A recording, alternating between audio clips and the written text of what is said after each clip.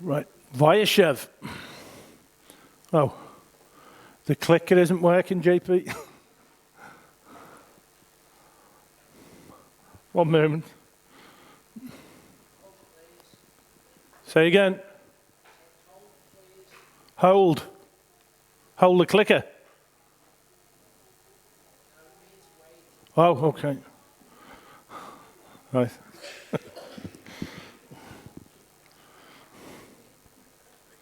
It's got a thing in the end of it there that it doesn't normally have. So. Oh. Okay. Start again. Right. Pass your Vayashev. Yay! It worked.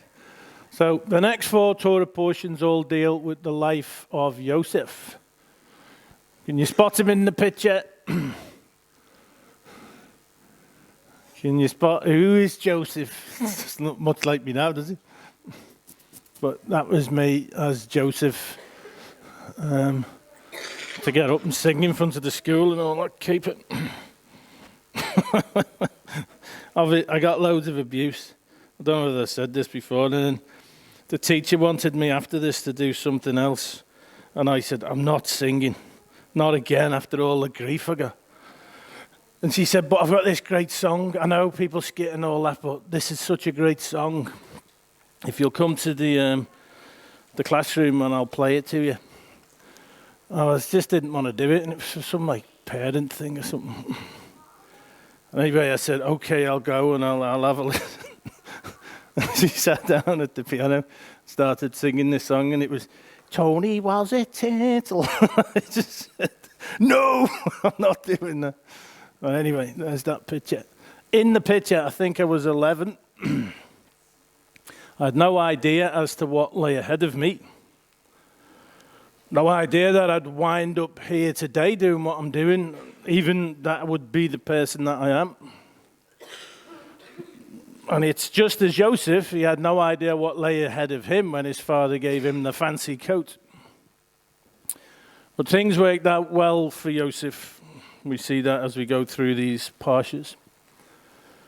But I bet there was times when he despaired. If you know the story, you'll understand that. Now, I have no idea as to what is yet to come in my life.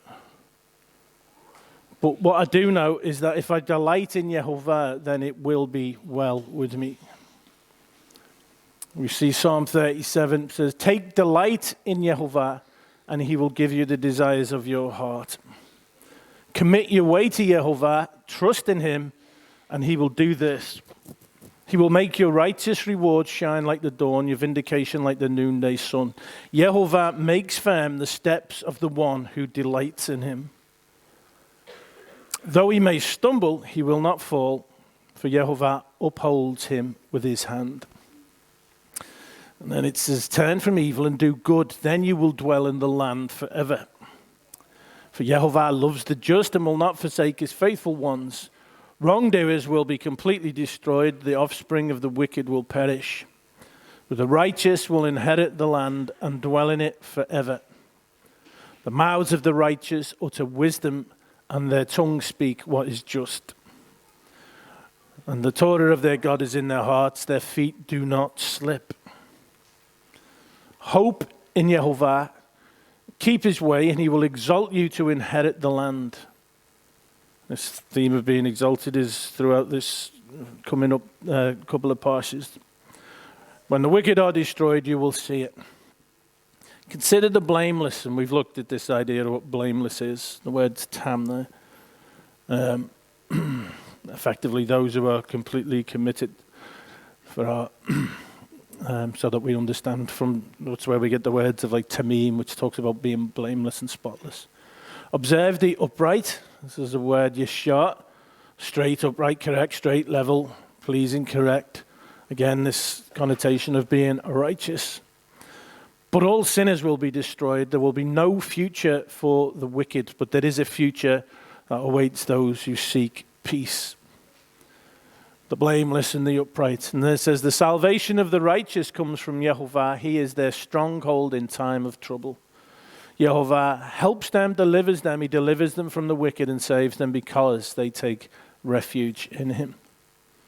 So we see from Psalm 37 that the one who delights in Yehovah commits their way to Yehovah. They trust in him.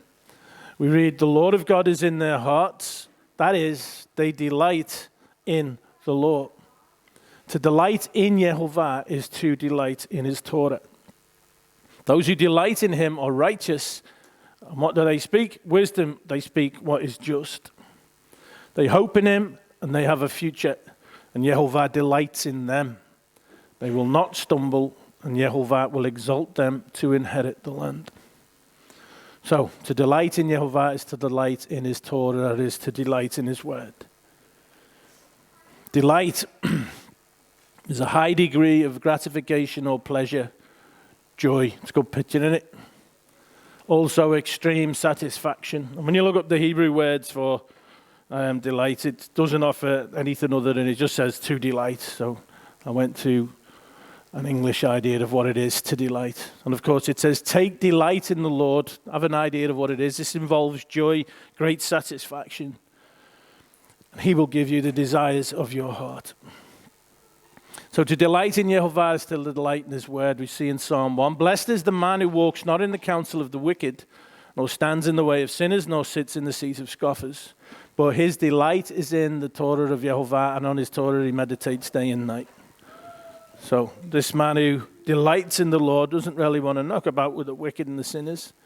Psalm 48, I delight to do your will, O my God, your law is within my heart. To delight to do Yehovah's will is to have a heart that is set on his law. We see in Psalm 37, this is also a description of those who are righteous and delight in him. A heart that delights in his ways. James 1 says, if anyone is a hearer of the word and not a doer, he is like a man who looks intently at his natural face in a mirror. He looks at himself, he goes away, and at once he forgets what he was like. But the one who looks into the perfect law, the Lord of liberty, and perseveres, being no hearer who forgets, but a doer who acts, he will be blessed in his doing. So to be blessed, one needs to be a doer of the word, not just somebody who listens. So we read, blessed is the one who delights in Yehovah. Take delight in the Lord, he will give you the desires of your heart. You can't get much more blessed. As we have seen, to delight in Yehovah is to delight in his word. So blessed, therefore, is the one who delights in the word. We also read, blessed is the one who is a doer of the word. So, in other words, we can correlate these ideas together to say that to delight in the word is to do it. Because you'll get lots of people who like to go and hear, as we'll look at as we go along. They don't really do. And this is not what Yehovah's idea is of delighting in him and his word. When you delight in Yehovah, of course, you delight in his word because his word is an expression of who he is. And as we say, you delight in it by doing it. We read in 1 John 5, this is the love of God, that we keep his commandments, and his commandments are not burdensome. We delight in them. Of course, they're not burdensome. It is one thing to recognize that the word is valuable. Even secular people have a recognition that, yeah, it's a valuable piece of text. But it is another thing to delight in it so as to actually walk in it. Isaiah 55, 1-3 says, come everyone who thirsts, come to the waters. He who has no money, come buy and eat. Come buy wine and milk without money and without price. Why do you spend your money for that which is not bread, and your labor for that which does not satisfy? Listen to me, diligently to me rather, and eat what is good, and delight yourselves in rich food. This is all about listening to him. You spend your money in that which is not bread. Of course, we read in Deuteronomy 8:3, man does not live by bread alone, by man lives by every word that comes from the mouth of God. Goes on to say, incline your ear and come to me, Shema, that your soul may live. So delight yourselves in rich food. In other words, delight yourselves in hearing Yehovah's voice. Delight in his word, that your soul may live. Come everyone who thirsts, come to the waters. Delight in my word. Incline your ear, Shema. Jeremiah 2, though, says this. My people have committed two evils. They have forsaken me, the fountain of living waters, and have hewn themselves cisterns, broken cisterns that can hold no water, which is a great description of those who have turned from walking in the word and are instead intent on following their own sense of righteousness. And this is people who delight in themselves. And as we go on, we'll look at Yehovah's displeasure of people who like to practice religious ceremony, because really a lot of it comes from this, where we have people, rather than delighting in him, delighting in themselves. He says, come everyone who thirsts, come to the waters, but they forsake him. So many do not incline their ear. They reject Yehovah's word. They do not delight in it. They do not delight in Yehovah. Later in Jeremiah, we see that these people will know shame. Jeremiah 17:13. O Yehovah, the hope of Israel, all who forsake you shall be ashamed. Those who depart from me shall be written in the earth, because they have forsaken Yehovah, the fountain of living waters. His call to his people is, come to me, all who thirst. Delight in rich food. Listen to my voice. Delight in my word. Now those who do not hearken to Yehovah's call, come all who thirst, delight yourselves in rich food. Effectively saying, come all who thirst, delight yourselves in listening and shemaring the word. We see that these people shall be ashamed. Not so, though, the one who believes in Yeshua. Romans 9:33. As it is written, behold, I lay in Zion a stumbling stone or a rock of offense. Whoever believes on him shall not be ashamed. 1 Peter 2:7-8. So, the honor is for you who believe. But for those who do not believe, the stone that the builders rejected has become the cornerstone, a stone of stumbling, a rock of offense. They stumble because they disobey the word, as they were destined to do. So, it's saying that Yeshua is a rock of offense to the disobedient, those who do not believe, those who do not act in faith. The disobedient are offended by Yeshua. In other words, they do not delight in him. And these are the people that shall be ashamed. Yeshua speaks to John the Baptist's disciples. He said, blessed is he who shall not be offended in me. Of course, all those who are disobedient are offended in him. He says, blessed is he that believes in me. And he speaks of honor as opposed to shame. Believing in him, of course, equates to hearing the call. Come all who thirst, delight yourselves in rich food. And just as all those who reject that shall be shamed, so shall all those who do not believe in the Messiah. In John 7, Yeshua brings the same invitation that we read in Isaiah. In John 7, in the last day, the great day of the feast, I absolutely love this.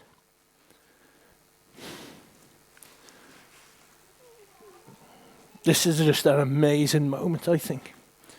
Yeshua stood and he cried, saying, this is in front of all these people as well. If any man thirst, let him come unto me and drink. He's offering this same invitation. He that believes on me, as the scripture has said, out of his belly shall flow rivers of living water.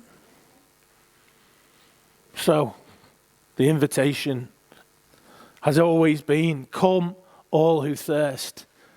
Yeshua says, believe in me. We've seen what it is to believe. It's to walk in his ways. It's to be obedient. We read, listen diligent to me and eat what is good.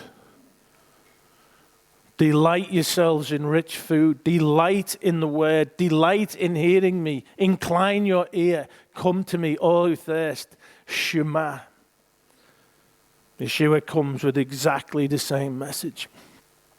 And for those who do incline their ear, who listen diligently, those who shema, those who believe, those of faith.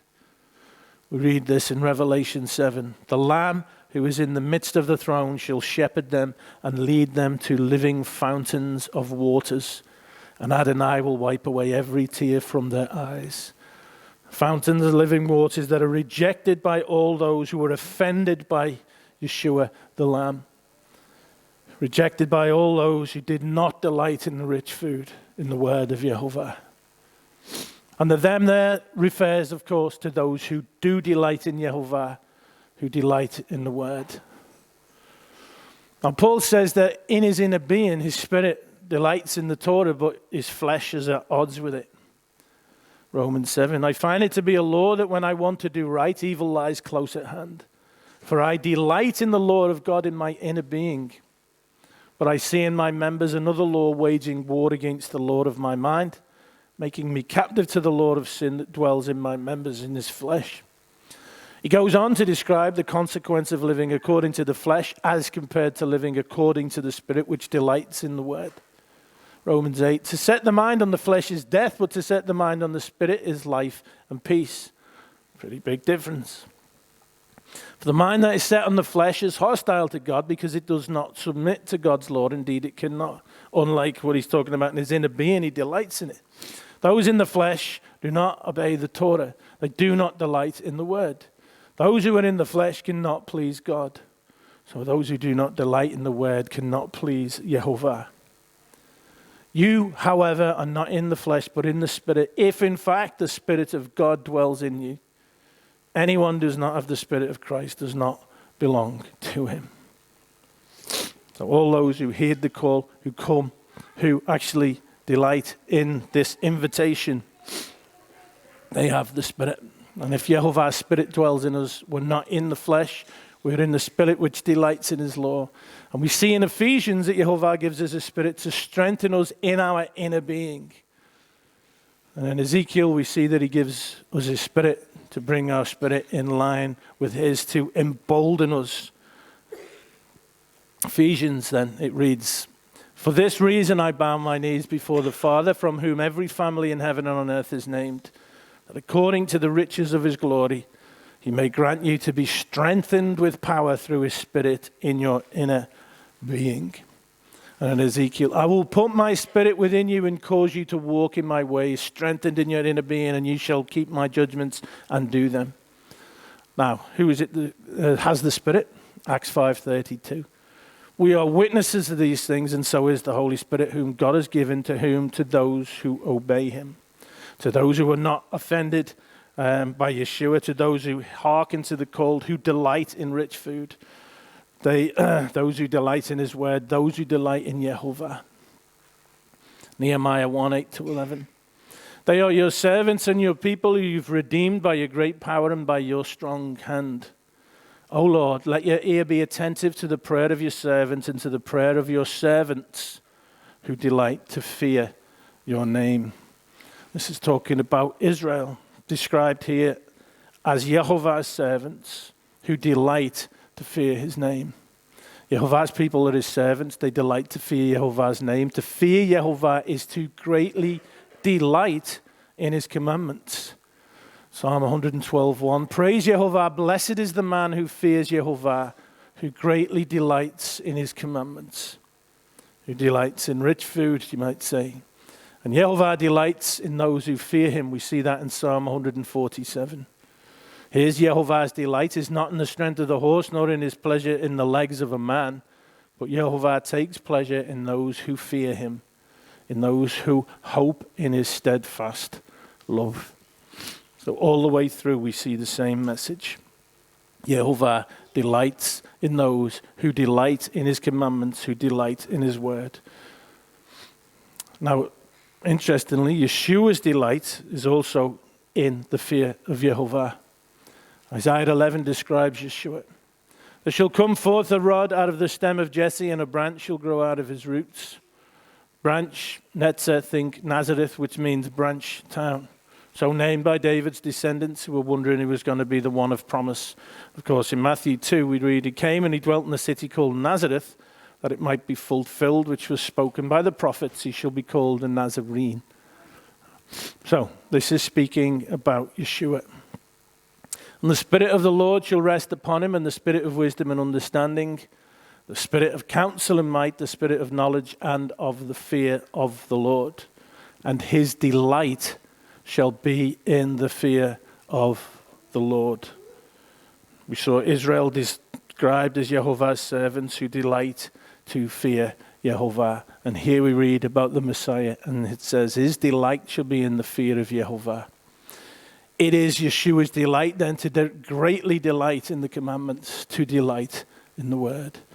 Then it goes on to say, he shall not judge by what his eyes see, or decide disputes by what his ears hear. In other words, outward appearances won't count for anything really. But with righteousness he shall judge the poor. He decide with equity for the meek of the earth, and he shall strike the earth with the rod of his mouth, and with the breath of his lips he shall kill the wicked. Righteousness shall be the belt of his waist, and faithfulness the belt of his loins. Now, later in Isaiah we have mention of Yom Kippur, the Sabbath of Sabbaths. And it is a message to all those who are religiously observant but who harbor wickedness in their hearts. And what I'm describing is, and I've seen this at play, is people when they take delight in themselves. I've seen people gather together supposedly in Yehovah's name, maybe singing songs and doing all these things and quoting the odd verse of scripture here and there. But I've recognized in it that these people are not really there to delight in Yehovah or in his word. They're there delighting in themselves for doing these things, for going through, singing these songs, for whatever it is, for these observances that they carry out. And the Lord really doesn't like that. He's interested in people who actually delight in him. This is a rebuke for all those who are good at putting on a show, at wearing a mask in Isaiah. Of course, we read in 1 Samuel 16, for Yehovah sees not as a man sees. Man looks on the outward appearance, but Yehovah looks on the heart. So it's just rubbish to Yehovah. In fact, as we'll see, he hates it. Teaches us also in Isaiah about taking delight in Yehovah. So Isaiah 58 says, cry aloud, do not hold back, lift up your voice like a trumpet, declare to my people their transgression, to the house of Yaakov their sins. So it's not a good start, is it? We know things are not good from reading this verse. Yet they seek me daily and delight to know my ways, as if they were a nation that did righteousness and did not forsake the judgment of their God. They ask of me righteous judgments. They delight to draw near to God. So they delight to draw near. That is to say, they love to come with offerings. The offerings, korban from the word karav, to draw near. So they loved coming with their offerings and, going through that whole process, that religious ceremony. So they're very good at religious observance. And then it says, they delight to know my ways as if they were actually righteous. And I wonder how many people this could be pointed at today. People who love to go and learn and maybe memorize loads of scripture and watch umpteen teachings and read books and whatever. They delight to know my ways as if they were actually righteous, but these people are not actually walking in his ways. It's okay to, listen, but the Lord says the one who does, he is the one who is blessed. They come and they hear all about my word says, but they do not walk in accordance with what it says. There is a difference between delighting to know all about Yehovah's ways and actually delighting in his word and actually delighting in him. Those who do delight in him and his word walk in it. Ezekiel 33, they come to you as people come and they sit before you as my people. They hear what you say, but they will not do it. For with lustful talk in their mouths they act, their heart is set on their gain. And behold, you are to them like one who sings lustful songs with a beautiful voice and plays well on an instrument. For they hear what you say, but they will not do it. It's exactly what is being described when it says, you come and delight to hear my ways as if you were actually righteous. Obviously, taking some pleasure from it, but again, what is it they're actually delighting in? Yehovah is not interested in the grand charades of religious observance. Psalm 50. Hear, O my people, I will speak. O Israel, I will testify against you. I am God, your God. Not for your sacrifices do I rebuke you. Your burnt offerings are continually before me. You delight to draw near with your offerings.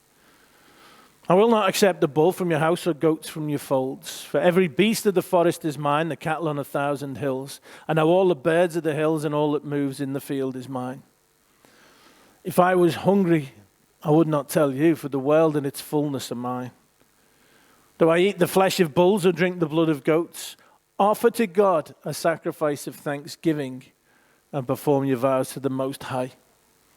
And call upon me in the day of trouble, and I will deliver you, and you shall glorify me. This is more what Yehovah is looking for. But to the wicked, God says, what right have you to recite my statute, to take my covenants on your lips? Again, these people who like to banter about the word as if they were actually righteous. But you hate discipline, and you cast my words behind you when not convenient. Oh, forget that. You give your mouth free rein for evil, and your tongue frames deceit. Okay, we'll see as we go on in this parsha, what comes out of your mouth is actually very important. You sit and speak against your brother, you slander your own mother's son. So these are not people who delight in the rich food that is the word. They do not incline their ear. Those who delight in Yehovah and his word, they speak wisdom and they speak what is just. Not so those who make a show of walking righteously and drawing near to Yehovah. And again, in the book of Amos, the point is made, and it's stressed really strongly. Yehovah does not delight in religious charades. I despise your feasts. I take no delight in your solemn assemblies when you're all gathered together to delight in yourselves. Even though you offer me your burnt offerings and grain offerings, I will not accept them. And the peace offerings of your fatted animals, I will not look upon them. Take away from me the noise of your songs. To the melody of your harps, I will not listen. And there's all these people thinking it's great and loving it. I've been in these situations and thinking, oh, isn't this marvelous? And the Lord's going, I hate it. And they're thinking it's great because they're just delighting in themselves. Back to Isaiah 58. Why have we fasted and you've seen it not? Why have we humbled ourselves and you take no knowledge of it? Behold, in the day of your fast, you seek your own pleasure and you oppress all your workers. Behold, you fast only to quarrel, to fight, to hit with a wicked fist. Fasting like yours this day will not make your voice to be heard on high. Is such the fast that I choose, a day for a person to humble himself? Is it to bow down his head like a reed, to spread sackcloth and ashes under him? Will you call this a fast and a day acceptable to Yehovah? Is this not the fast that I choose? So the Lord sees through all kinds of the nonsense. This is what he's interested in. To loose the bonds of wickedness, to undo the straps of the yoke, to let the oppressed go free, to break every yoke. Is it not to share your bread with the hungry and bring the poor that are cast out into your house when you see the naked to cover them, not to hide yourself from your own flesh? So share your bread with the hungry, help the poor, and then the Lord says, then shall your light break forth like the dawn, and your healing shall spring up speedily. Your righteousness shall go before you. The glory of Yehovah shall be your rear guard. This is very similar to what we read in Psalm 37, which was directed at those who delight in Yehovah. Because to do all these things is to delight in him. It is to delight in his word and to actually be doing what it says in his word. Then you shall call, then Yehovah will answer and shall cry, and he will say, here I am, and it's the word Hineni. If you take away the yoke from your midst, the pointing of the finger and speaking wickedness. Hineni, here am I. In scripture, when we see the word Hineni, the person speaking is saying, I hear your call. It is a way of expressing total readiness to give oneself. And Yehovah says that if we have a heart towards the poor and vulnerable, just as he does, then he will say to us, here am I. And continue in Isaiah 58. If you pour yourself out for the hungry and satisfy the desire of the afflicted, then shall your light rise in the darkness and your gloom be as the noonday. And Yehovah will guide you continually and satisfy your desire in scorched places and make your bones strong. You shall be like a watered garden, like a spring of water whose waters do not fail. Your ancient ruins shall be rebuilt. You shall raise up the foundations of many generations. You shall be called the repairer of the breach, the restorer of streets to dwell in. If you turn back your foot from the Sabbath, from doing your pleasure on my holy day, and call the Sabbath a delight, and the holy day of Yehovah honorable, if you honor it, not going your own ways or seeking your own pleasure or talking idly, then you shall take delight in Yehovah. And I will make you ride on the heights of the earth. I will feed you with the heritage of Yaakov your father, for the mouth of Yehovah has spoken. So when you walk in a way that demonstrates Yehovah's great compassion, Yehovah will be with you to bless you. When you delight in his commandments, when you honor his ways, then you shall delight in him.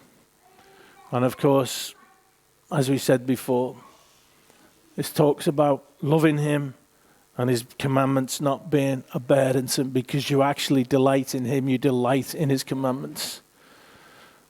And then it says you will enjoy the heritage of Yaakov. That is, you will be an heir according to the promise. Effectively saying you will be riding on high. Take delight in Yehovah and he will give you the desires of your heart. And that's counterpointed against all those people who seek to make a show. Lord's really not interested in that. He's interested in people who walk in his ways. That's what it is to delight in him. So, back to the little picture. I had no idea as to what lay ahead of me. I have no idea as to what is yet to come in my life. But I know that if I delight in Yehovah, then it will be well with me. The Lord makes firm the steps of the one who delights in him. Though he may stumble, he will not fall, for Yehovah upholds him with his hand. So, if I delight in Yehovah, then I have real assurance. If I delight in myself by going through religious nonsense and making a show, and I have no assurance whatsoever, other than if I really understand the scriptures, to know that Yehovah hates and despises what I am doing.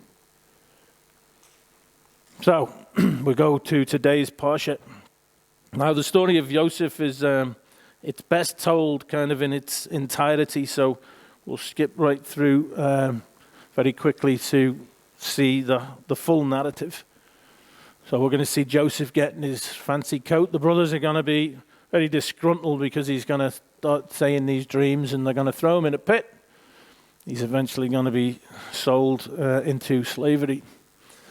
And they'll take his fancy coat and they'll daub it with goat's blood. We'll show it to Yaakov. He will be incredibly dismayed. We read, Yaakov tore his garments and put sackcloth on his loins and mourned for his son many days. And his sons and his daughters rose up to comfort him. But he refused to be comforted and said, no, I shall go down to Sheol to my son mourning. Thus his father wept for him. Meanwhile, the Midianites had sold Joseph in Egypt to Potiphar, an officer of Pharaoh, the captain of the guard. And then we have an interjection, and it's the story of Judah and Tamar, which we won't look at today, but if people are curious, I covered it last year. Last year was a double parsha. It was Vayashev and Maketz, so you can refer back to that. So this is the tale of Judah giving his sons to Tamar and then refusing her. And she dresses up like a prostitute.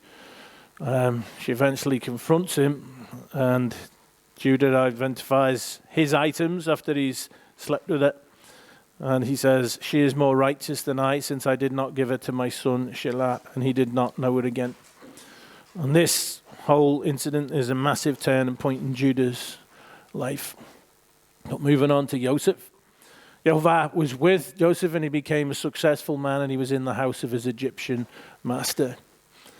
After a time, his master's wife cast her eyes on Joseph and said, lie with me. But he refused and said to his master's wife, behold, because of me, my master has no concern about anything in the house, but he's put everything that he has in my charge. He's not greater in this house than I am, nor has he kept back anything from me except you, because you were his wife. How then can I do this great wickedness and sin against God? And just in those last couple of bits, we see he prospered because Yehovah was with him.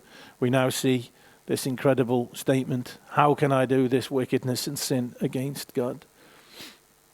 And he's in jail because she accuses him of rape. She slanders him. His feet were hurt with fetters. His neck was put in a collar of iron. But again, we read, Yehovah was with Joseph. Showed him steadfast love, gave him favor in the sight of the keeper of the prison. Then there's these two chaps who come in, the chief cupbearer and the baker. They each have a dream.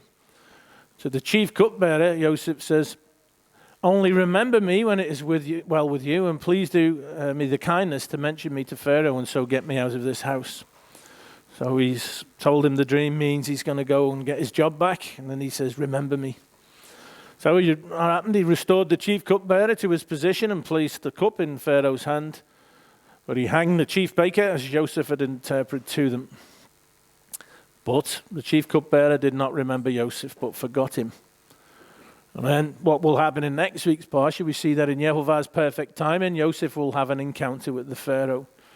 The Pharaoh is going to have some dreams which speak of great abundance and famine. And what happens is Joseph will rise to have power over all the known world when he interprets the Pharaoh's dreams. And then Pharaoh called Joseph's name Zaphenath Paneah, and he gave him in marriage to Asenath, the daughter of Potiphar, priest of On. So Joseph went out over the land of Egypt. So he makes these preparations in times of abundance for the famine that is to come. And eventually, the famine will bring his family looking for food into Egypt, and he will be reunited with his brothers and his father.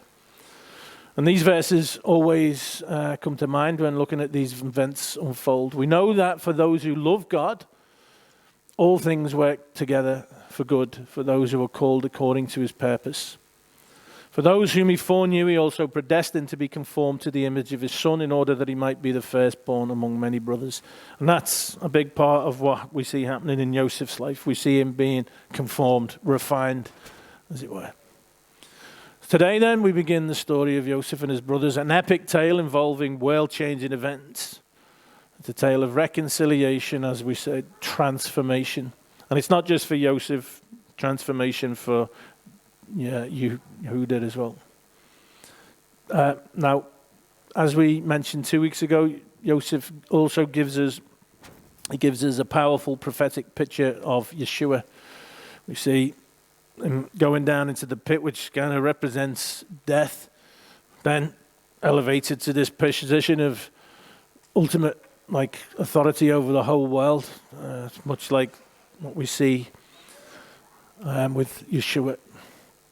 And we looked and we saw that there's all these different ways you can point out where they are similar. We said, just as Joseph's coat, his mark of authority, was dipped in blood, they took Joseph's robe, slaughtered a goat, and dipped the robe in blood. So we see Yeshua's robe dipped in blood too. He's clothed in a robe dipped in blood. The name by which he is called is the Word of God. Now, as well as representing the Messiah, Joseph also represents the house of Israel. Those who would be sent away and scattered among the nations, those who would live among the Gentiles and forget their identity. This week's parsha, as I've mentioned, also heavily features Judah, but you'll have to look at last year's parsha to see the details of that. But it is Joseph and Judah who will receive the firstborn blessing between them. So Joseph as a picture of the house of Israel. Here he is, exiled as it were to Egypt, the world. There he's refined. And in YHVH's time, and he raised him up to serve his purpose of redemption.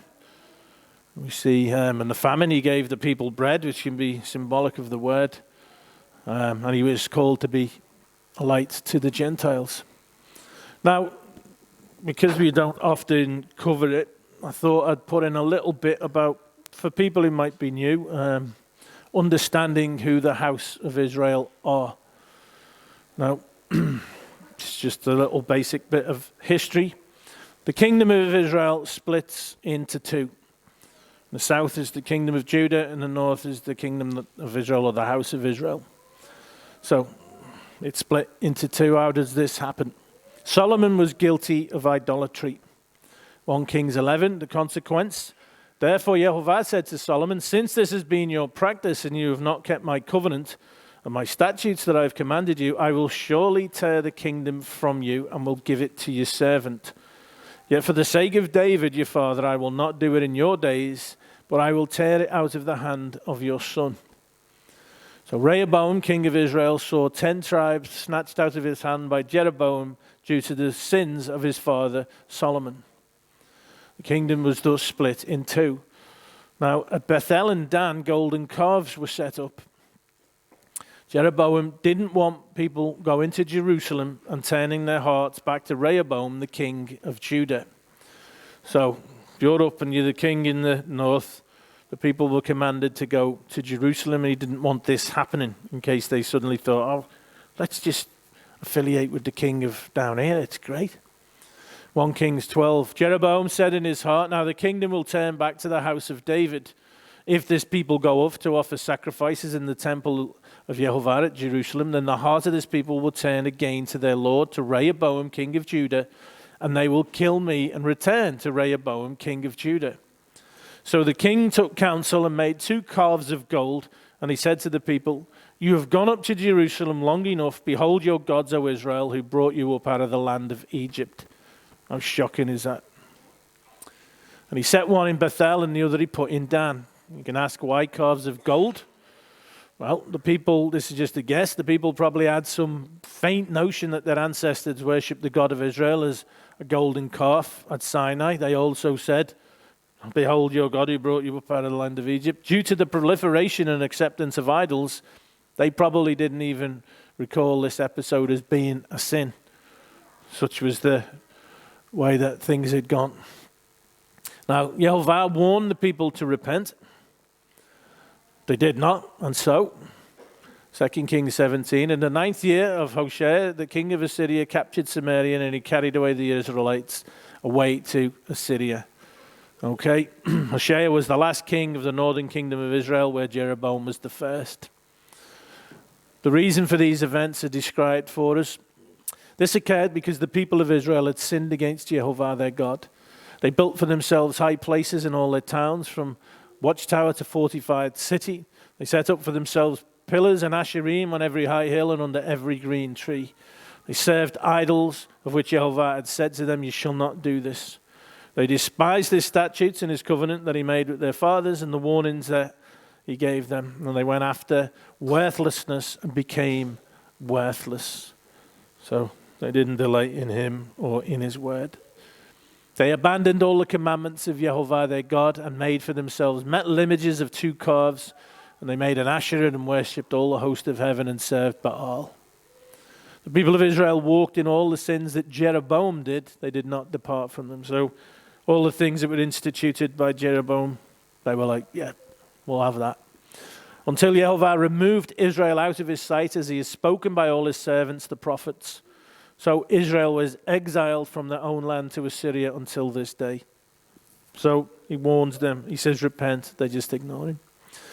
And we see that Yehovah divorced the house of Israel for all their idolatry in Jeremiah 3:8, which we'll read in a bit. The situation was so bad in the northern kingdom at the time of Jeroboam's reign that we read, 2 Chronicles 11, Rehoboam, king of Judah, lived in Jerusalem, and he built cities for defense in Judah. And he put shields and spears in all the cities and made them very strong. So he held Judah and Benjamin. And the priests and the Levites who were in all Israel presented themselves to him from all places where they lived. For the Levites left their common lands and their holdings and came to Judah and Jerusalem because Jeroboam and his sons cast them out from serving as priests of Yehovah. And he appointed his own priests for the high places and for the goat idols and for the calves that he'd made. And those who had set their hearts to seek Yehovah, God of Israel, came after them from all the tribes of Israel to Jerusalem to sacrifice to Yehovah, the God of their fathers. So those who actually delighted in Yehovah said, not having anything to do with this, and they all traveled to the southern kingdom. They strengthened the kingdom of Judah, and for 3 years they made Rehoboam, the son of Solomon, secure, for they walked for 3 years in the way of David and Solomon. Unless we think everything remained great in Judah under the reign of Rehoboam, in 1 Kings, after describing how awful Jeroboam and the northern kingdom were, we read with regards to Judah, they also built for themselves high places and pillars and asherim on every hill and under every green tree.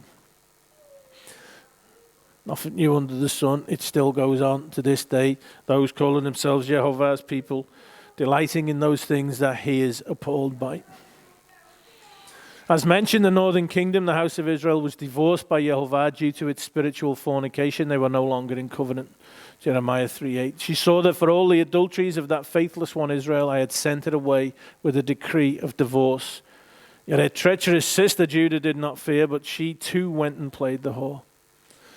Now, their exile was prophesied in Amos 4:2. The Lord God has sworn by his holiness that, behold, the days are coming upon you when they shall take you away with hooks, even the last of you with fish hooks.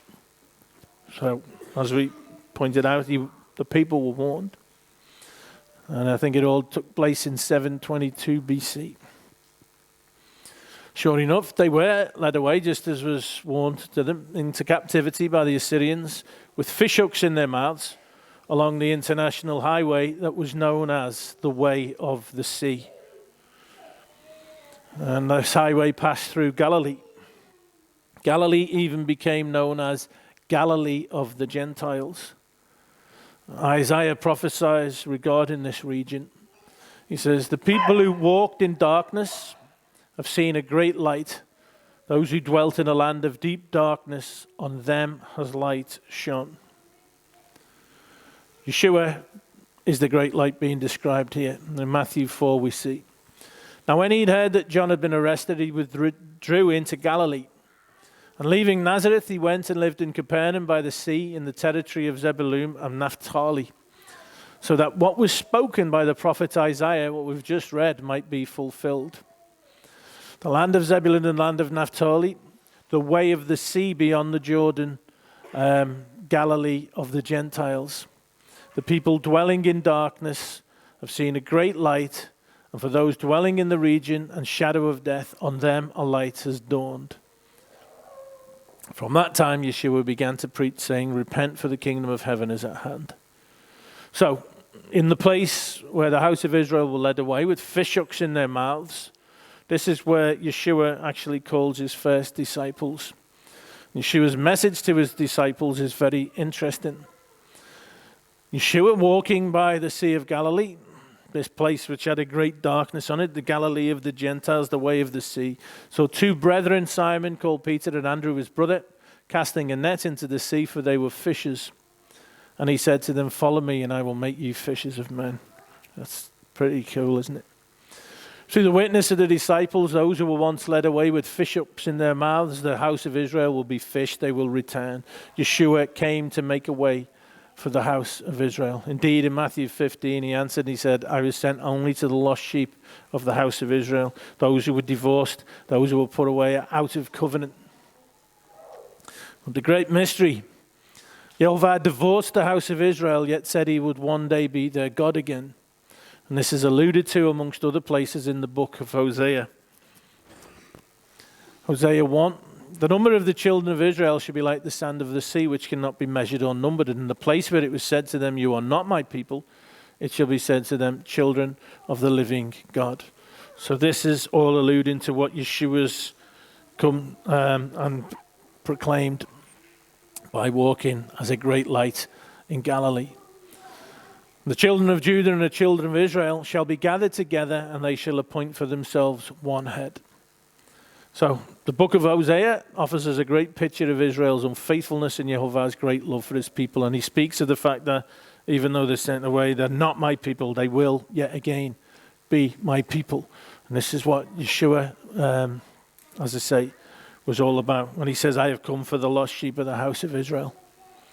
Now, according to Torah, you can't remarry one that you've divorced. And so the sages, whoever they are, I believe they had a lot of scratchy beards, were baffled as to how Yehovah would once again take the house of Israel, not my people, to be his. Because in Deuteronomy 24 we read, when a man takes a wife and marries her, if then she finds no favor in his eyes because he has found some indecency in it, and he writes her a certificate of divorce and puts it in her hand and sends her out of his house, and she departs out of his house. And if she goes and becomes another man's wife, and the latter man hates her and writes her a certificate of divorce and puts it in her hand and sends her out of his house, or if the latter man dies, who took her to be his wife, then a former husband who sent her away may not take her again to be his wife after she has been defiled. For that is an abomination before Yehovah, and you shall not bring sin upon the land that Yehovah your God is giving you for an inheritance. But the mystery is explained by Paul in Romans 7. Do you not know, brothers, for I am speaking to those who know the law, that the law is binding on a person only as long as he lives? So Paul writes to those who know Torah. Strangely enough, most Christians don't know the Torah, yet they somehow consider themselves qualified to understand what Paul is saying. And then he goes on and says, for a married woman is bound by law to her husband while he lives, but if her husband dies, she is released from the law of marriage. Which all points to what Yeshua came and did. Accordingly, she will be called an adulteress if she lives with another man while her husband is alive. But if her husband dies, she is free from that law. And if she marries another man, she is not an adulteress. Likewise, my brothers, you also have died to the law through the body of Christ, so that you may belong to another. To who? To him who has been raised from the dead, Messiah, in order that we may bear fruit for God. So by dying and resurrecting, Yeshua made a way for his divorced people to once more be his bride. Ephesians 2 speaks of this. Therefore remember, at one time you Gentiles in the flesh, called the uncircumcision by what is called the circumcision. The circumcision, a reference to the house of Judah, which is made in the flesh by hands. Remember that you were at that time separated from Christ, alienated from the commonwealth of Israel, sent away, strangers to the covenant of promise, out of covenant, having no hope and without God in the world. But now in Christ Jesus, you who were once far off have been brought near by the blood of Christ. So you were alienated from the commonwealth of Israel, out of covenant. You who were once far off is a reference to the house of Israel. These are those who were divorced. Yeshua made a way. Now therefore you are no more strangers and foreigners, but fellow citizens with the saints and of the household of God, and are built upon the foundation of the apostles and prophets, Yeshua HaMashiach himself being the chief cornerstone, in whom all the building fitly framed together grows unto a holy temple in the Lord, in whom you also are built together for the habitation of God through the Spirit. Members again of the household of God, brought together that we might be built together into the temple of Yehovah, with Yeshua as the chief cornerstone. Remember, those who believe in him, there's honor. Those who are offended by him, the disobedient, there is dishonor. This is for those who believe in him, those who delight in him and hear the call. You yourselves, like living stones, are built up as a spiritual house to be a holy priesthood, to offer spiritual sacrifices acceptable to God through Yeshua. The honor is for you who believe, but for those who do not believe, well, we see that they have dishonor, don't we? The cornerstone rejected by those who are disobedient, those who are offended by him, those who do not heed the call being, come all who are thirsty, listen to my voice, delight in rich food. Instead of honor, those people shall be ashamed. And we see who it is that builds the temple of Yehovah in the book of Zechariah. Speaking to him, saying this, thus speaketh Yehovah Zavayot, saying, behold, the man whose name is the branch, he shall grow up out of this place, and he shall build the temple of the Lord. Even he shall build the temple of the Lord, and he shall bear the glory, and shall sit and rule upon his throne. And he shall be a priest upon his throne. And the counsel of peace shall be between them both. And they that are far off shall come and build in the temple of Yehovah, and they shall know that Yehovah Zavayot has sent me to you. And this shall come to pass if you will diligently shema the voice of Yehovah your God. So they that are far off shall come. They shall be involved in the building of the temple of Yehovah, who is the branch. Of course, Isaiah 11 describes Yeshua. And we saw before, branch, Netz, I think, Nazarene. This all speaks of Yeshua. Yeshua, whose delight was in the fear of Yehovah. His delight was to greatly delight in the word. It is he who builds the temple. With who? With those who are far off, which, as we've pointed out, is a reference to the house of Israel. Characteristics of the house of Israel, those that are far off, they didn't understand or know the law of God. They called my people who are not my people. Lost sheep, we saw a reference, Yeshua came for them. The majority of them will come from the west when they're regathered. They will forget the name of their God. And they'll live among the Gentiles, exiled. So just like Joseph, we've been estranged from the household of Israel. Joseph, who represents the house of Israel, also points us to reconciliation and a way being made. The reconciliation made possible by Yeshua the branch, the builder of the temple, the chief cornerstone. And just as Joseph was exiled, as it were, to the world, to Egypt, where he was a light to the Gentiles, so we too for now are in exile with the same calling. So the Lord commanded us, saying, I've made you a light for the Gentiles, that you may bring salvation to the ends of the earth. When does our exile end? It ends when there is repentance, when his people follow Yehovah with all their heart and soul, when they humble themselves rather than being arrogant and presumptuous, when they actually shema, when they hearken to the call, come all who are thirsty, when they incline their ears and they come to Yehovah and delight themselves in rich food, in the word. Deuteronomy 30, when all these things come upon you, the blessings and the curse which I've set before you, and you call them to mind among all the nations where Yehovah your God has driven you, and you return to Yehovah your God, you and your children, and you shema his voice in all that I command you today, with all your heart and soul, then Yehovah your God will restore your fortunes, have mercy on you, and he will gather you again from all the peoples where Yehovah your God has scattered you. So Yehovah shall gather you and bless you when you shema, when you delight in his word, when you delight in him. I will take you from among the heathen and gather you out of all the countries and bring you into your own land. This is, as I say, something that we don't really appreciate how big a deal this is, bring you into your own land. Well, if we go back to Psalm 37, this psalm that tells us about delighting in the Lord, we see the promise of the land here as well. Take delight in Yehovah and he will give you the desires of your heart. Commit your way to Yehovah, trust in him and he will do this. He will make your righteous reward shine like the dawn, your vindication like the noonday sun. Yehovah makes firm the steps of the one who delights in him. Though he may stumble, he will not fall, for Yehovah upholds him with his hand. Turn from evil and do good, then you will dwell in the land forever. For Yehovah loves the just and will not forsake his faithful ones. Wrongdoers will be completely destroyed.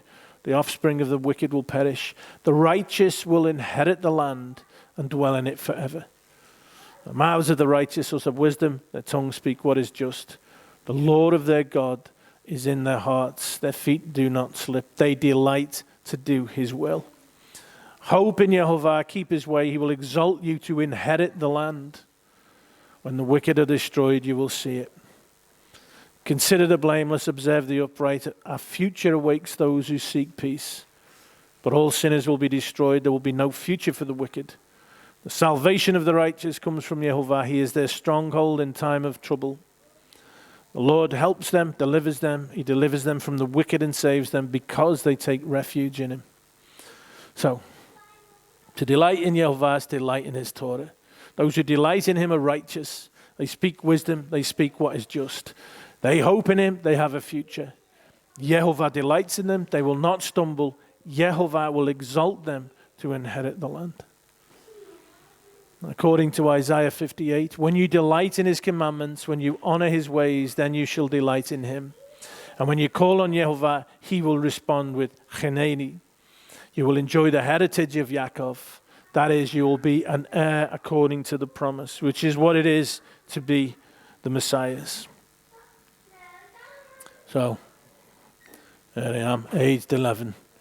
No idea what lay ahead of me. No idea as what is yet to come in my life either. But I know that if I delight in Yehovah, then it will be well with me. And it's the same for you, of course. To delight in Yehovah is to delight in his Torah and his word. Psalm 119, we see where David was at. I will delight in your statutes. I will not forget your word. Your testimonies are my delight. They are my counselors. Lead me in the path of your commandments, for I delight in them. For I find delight in your commandments, which I love. Let your mercy come to me that I may live, for your law is my delight. If your law had not been my delight, I would have perished in my affliction. Trouble and anguish have found me out, but your commandments are my delight. I long for your salvation, O Yehovah, your Lord is my delight. Delight, a high degree of gratification or pleasure, joy. Also, extreme satisfaction. Take delight in Yehovah, and he will give you the desires of your heart. Vayashev, part 2. So, Genesis 37. Yaakov lived in the land of his father's sojournings in the land of Canaan. So, living in the promised land. These are the generations that told out the chronicles of Yaakov. Yosef, being 17 years old, was feeding the flock with his brethren. In the Hebrew, it actually says, Yosef at the age of 17 years was a shepherd with his brothers by the flock. The lad was with the sons of Bilhah and with the sons of Zilpah, his father's wives, and Yosef brought unto his father the evil report.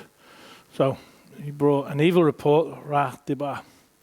Now Israel loved Yosef more than any other of his sons because he was the son of his old age, and he made him a robe of many colors. So it would have been a big deal then. Color was a sign of wealth, and if you had colorful robes, it was a sign of like prestige. When his brothers saw that their father loved him more than all his brothers, they hated him and could not speak peacefully to him. And there's much told to us in the first 4 verses. Firstly, the Torah, as we've seen, makes a statement concerning a person's character when it gives their occupation. The unrighteous are characterized as being of the earth or the field, for example, Cain and Esau, whereas the righteous are characterized as being shepherds and sojourners, Abraham, Yitzhak, Yaakov, Yosef, Moshe, David, Yeshua, etc. Therefore, the Torah is already hinting that Yosef has some degree of righteousness. I think it's interesting that both the Father in heaven and Yeshua are described as the shepherd of Israel, because they're both Yehovah. Psalm 80, Give ear, O shepherd of Israel, you that lead Joseph like a flock that dwells between the cherubims, shine forth. Yeshua, I am the good shepherd. The good shepherd gives his life for the sheep. Of course, Yeshua who said, I've come for the lost sheep of Israel. You made a way for us. Joseph brought an evil report, Rad Dabba. This is not a case of Joseph seeing his brothers up to no good and being a wonderful son by reporting it to his father. We see this same language used in the telling of the sin of the spies.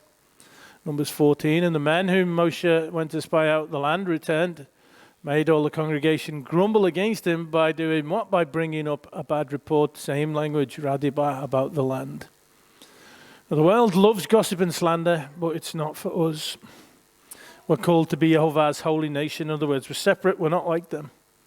1 Peter 2:1. So put away all malice and all deceit, and hypocrisy and envy and all slander.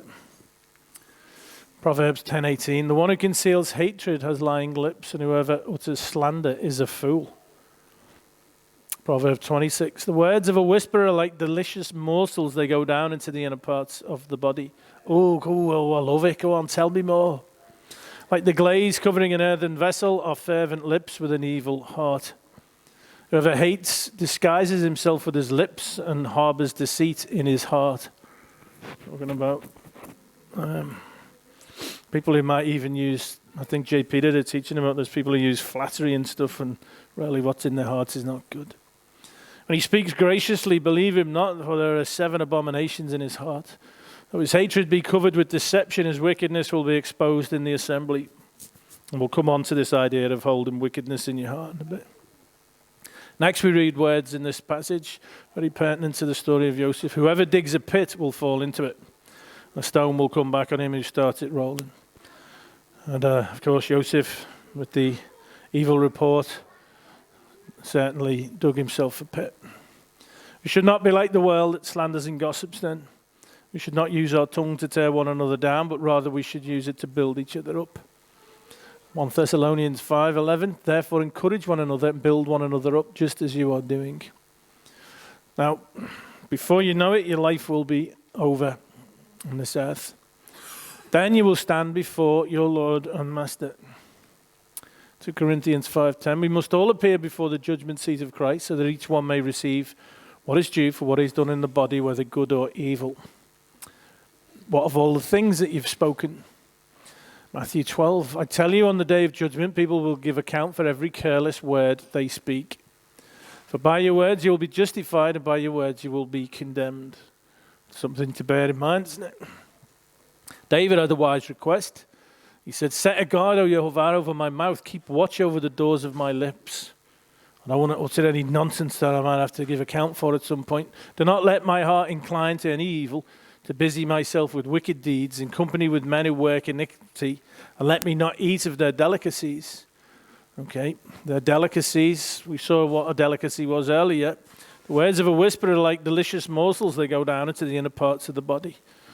You might well be talking about eating with men who feed him with delicacies like food, but of course, in this we can also see him turning himself away from wicked people who might talk nonsense. David says, let there be a guard over my mouth. I don't want to say anything wicked, anything foolish. But he's also saying, I think, personally, he seems to be saying, he doesn't want to sit listening to the wicked and foolish words of whisperers, men of iniquity. Proverbs 11:9. With his mouth the godless man would destroy his neighbor, but by knowledge the righteous are delivered. Proverbs 18. The fruit of a man's mouth, his stomach is satisfied. He is satisfied by the yield of his lips.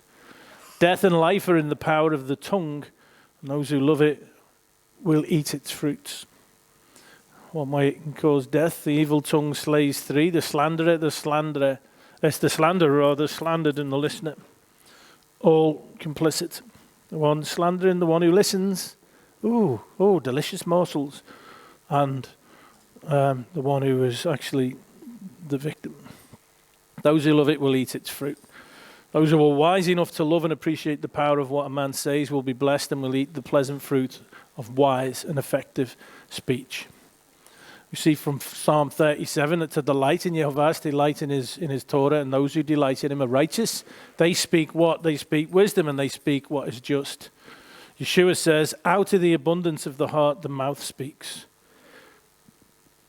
I've been around people who spew really vile abuse, and it's a horrible thing to witness, and it's like, wow. And I just think to myself, wow, what does that say about what's in your heart?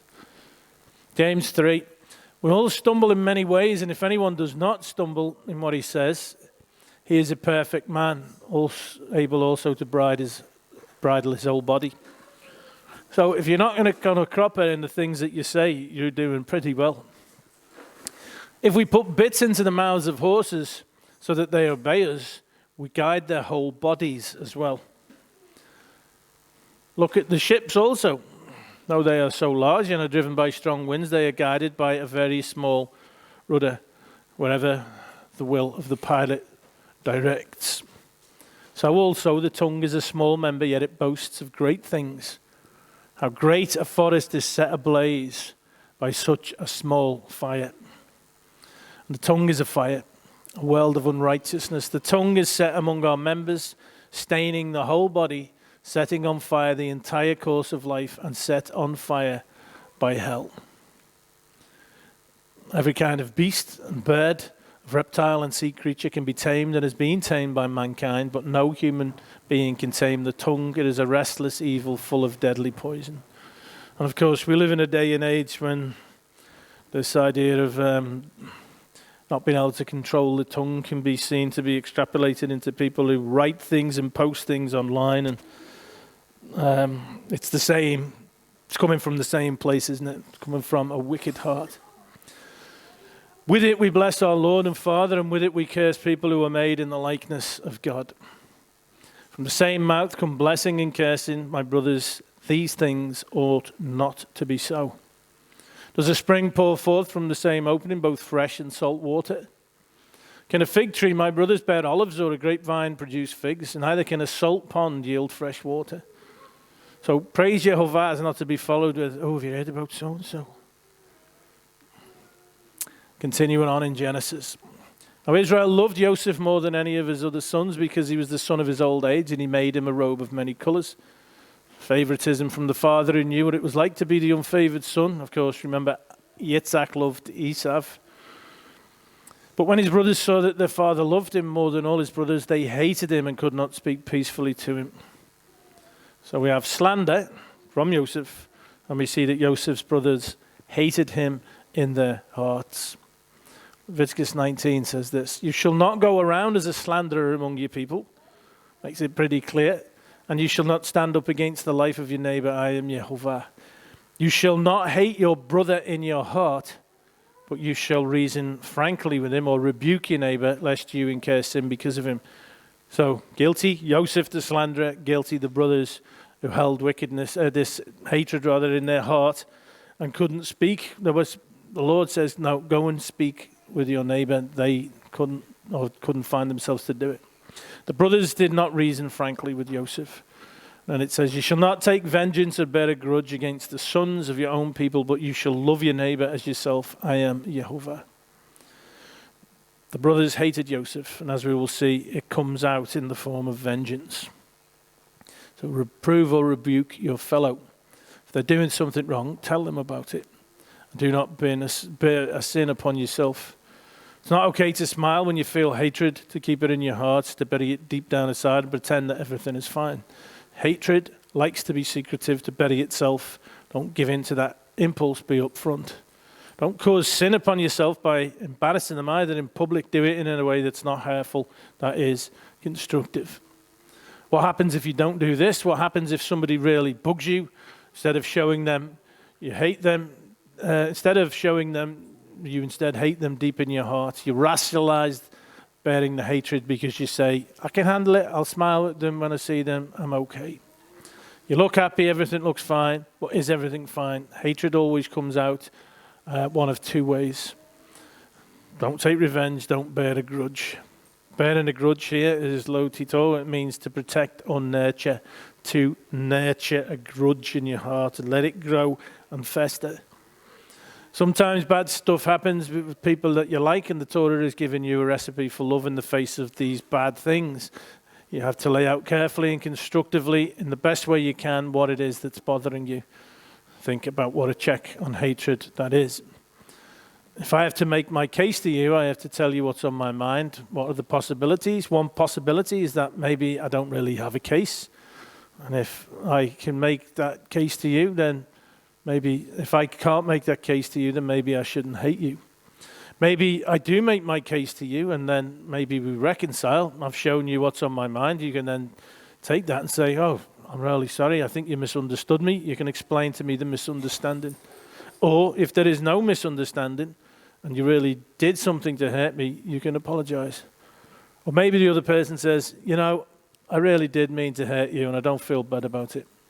So then at least you won't have hated him in your heart. Whatever you do, don't bury your hatred and hate your fellow in your heart while you smile on the outside. If you do that, your hatred is doomed to come out either as revenge or as a grudge. Matthew 18, Yeshua says, if your brother sins against you, go and tell him his fault between you and him alone. If he listens to you, you've gained your brother. If he does not listen, then take one or two others along with you, that every charge may be established by evidence of 2 or 3 witnesses. If he refuses to listen to them, tell it to the church. He's not talking about proclaiming it to full congregation. He's talking about the elders. And if he refuses to listen even to the church, let him be to you as a Gentile and a tax collector. This all avoids this idea of bearing this hatred in your heart, nurturing a grudge, or it coming out as vengeance. What Yeshua is doing is preaching the Torah here. The world loves drama. Some people really love drama, don't they? But that is not for us. We certainly should not be holding anything in our hearts against one another. John 13:35 says this, by this all people will know that you are my disciples if you have love for one another. If we see someone with sin in their lives, we should not turn a blind eye and withhold a rebuke. That isn't loving. That's not what we're to do. It says in James 5, my brothers, if anyone among you wanders from the truth and someone brings him back, let him know that whoever brings back a sinner from his wandering will save his soul from death and cover a multitude of sins. Proverbs 27 says, better is open rebuke than hidden love. Psalm 141, let the righteous strike me, it shall be a kindness. Let him rebuke me, it shall be as excellent oil. Let my head not refuse it. So if somebody does come to you with a rebuke, this should be your response to it. Proverbs 25, Argue your case with your neighbor himself, not going all around the houses. Do not reveal another's secret. But people love to do this, don't they? Lest he who hears you bring shame upon you, and your ill repute of no end. A word fitly spoken is like apples of gold in a setting of silver. Worth to bear in mind. Genesis 37. Now Joseph had a dream, and when he told it to his brothers, they hated him even more. And he said to them, hear this dream that I have dreamed. Behold, we were binding sheaves in the field, and behold, my sheaf arose and stood upright. And behold, your sheaves gathered around it and bowed down to my sheaf. And his brothers said to him, are you indeed to reign over us? Or are you indeed to rule over us? So they hated him even more for his dreams and for his words. So the situation's bad enough. And he says this. But he's not done yet, though. He dreamed another dream and told it to his brothers and said, behold, I've dreamed another dream. Behold, the sun, the moon, and 11 stars were bowing down to me. When he told it to his father and to his brothers, his father rebuked him and said to him, what is this dream that you've dreamed? Shall I and your mother and your brothers indeed come to bow ourselves to the ground before you? And his brothers were jealous of him, but his father kept the saying in mind. And his brothers went to pasture their father's flock near Shechem. And Israel said to Joseph, are not your brothers pasturing the flock at Shechem? Come, I will send you to them. And he said to him, Hanani, one of them things that I looked at a few years ago. Here I am, the word we looked at briefly earlier. So he said to him, go now, see if it is well with your brothers and with the flock, and bring me word. So he sent him from the valley of Hebron, and he came to Shechem. And a man found him wandering in the fields, and the man asked him, what are you seeking?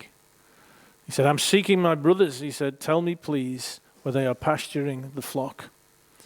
And the man said, they have gone away, for I heard them say, let us go to Dothan. So Joseph went after his brothers and found them at Dothan.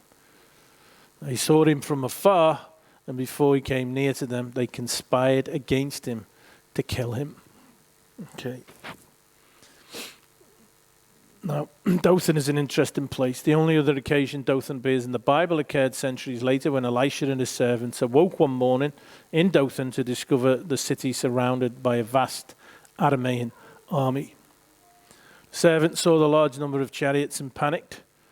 And in 2 Kings 16 we read, he said, do not be afraid. He said, for those who were with us are more than those who were with them. So this is Elisha, he's reassuring the servant. And then we read, Elisha prayed and said, oh Yehovah, please open his eyes that he may see. So Yehovah opened the eyes of the young man. And he saw, and behold, the mountain was full of horses and chariots of fire all around Elisha. So the servant sees the situation and thinks things are absolutely desperate. And yet Elisha says, open his eyes. And things aren't quite as desperate as they seem. They're not completely alone. Yehovah is with them. The brothers said to one another, here comes this dreamer. Come now, let us kill him and throw him into one of the pits. And we will say that a fierce animal has devoured him, and we will see what will become of his dreams. And of course, this is similar. The situation for Joseph at this time, when he gets thrown in the pit, will seem completely desperate, like he is. There is no one watching over him, but Yehovah is. I think this is interesting as well. Reuben, the one who tried to lay with his father's concubine, is the one here who we see actually the most decent out of all the brothers. When Reuben heard it, he rescued him out of their hands, saying, let us not take his life. They actually wanted to kill him. Reuben said to them, shed no blood, throw him into this pit here in the wilderness, but do not lay a hand on him, that he might rescue him out of their hand to restore him to his father. So he was going to sneak him off later. So when Joseph came to his brothers, they stripped him of his robe, the robe of many colors that he wore. They took him and they threw him in the pit. The pit was empty. There was no water there in it. All of this points to Yeshua. Joseph stripped of his robe, just as Yeshua was stripped of his robe, and they stuck a purple robe on him, didn't they? And they mocked him. The pit represents death. No water in it either. No life, death. Joseph's removal, as we'll see, from the pit represents resurrection, all pointing us to Yeshua. Yeshua was sold for silver, and we'll see Joseph is about to be sold for silver. Sat down to eat, and looking up, they saw a caravan of Ishmaelites coming from Gilead with their camels bearing gum, balm, and myrrh on their way to carry it down to Egypt.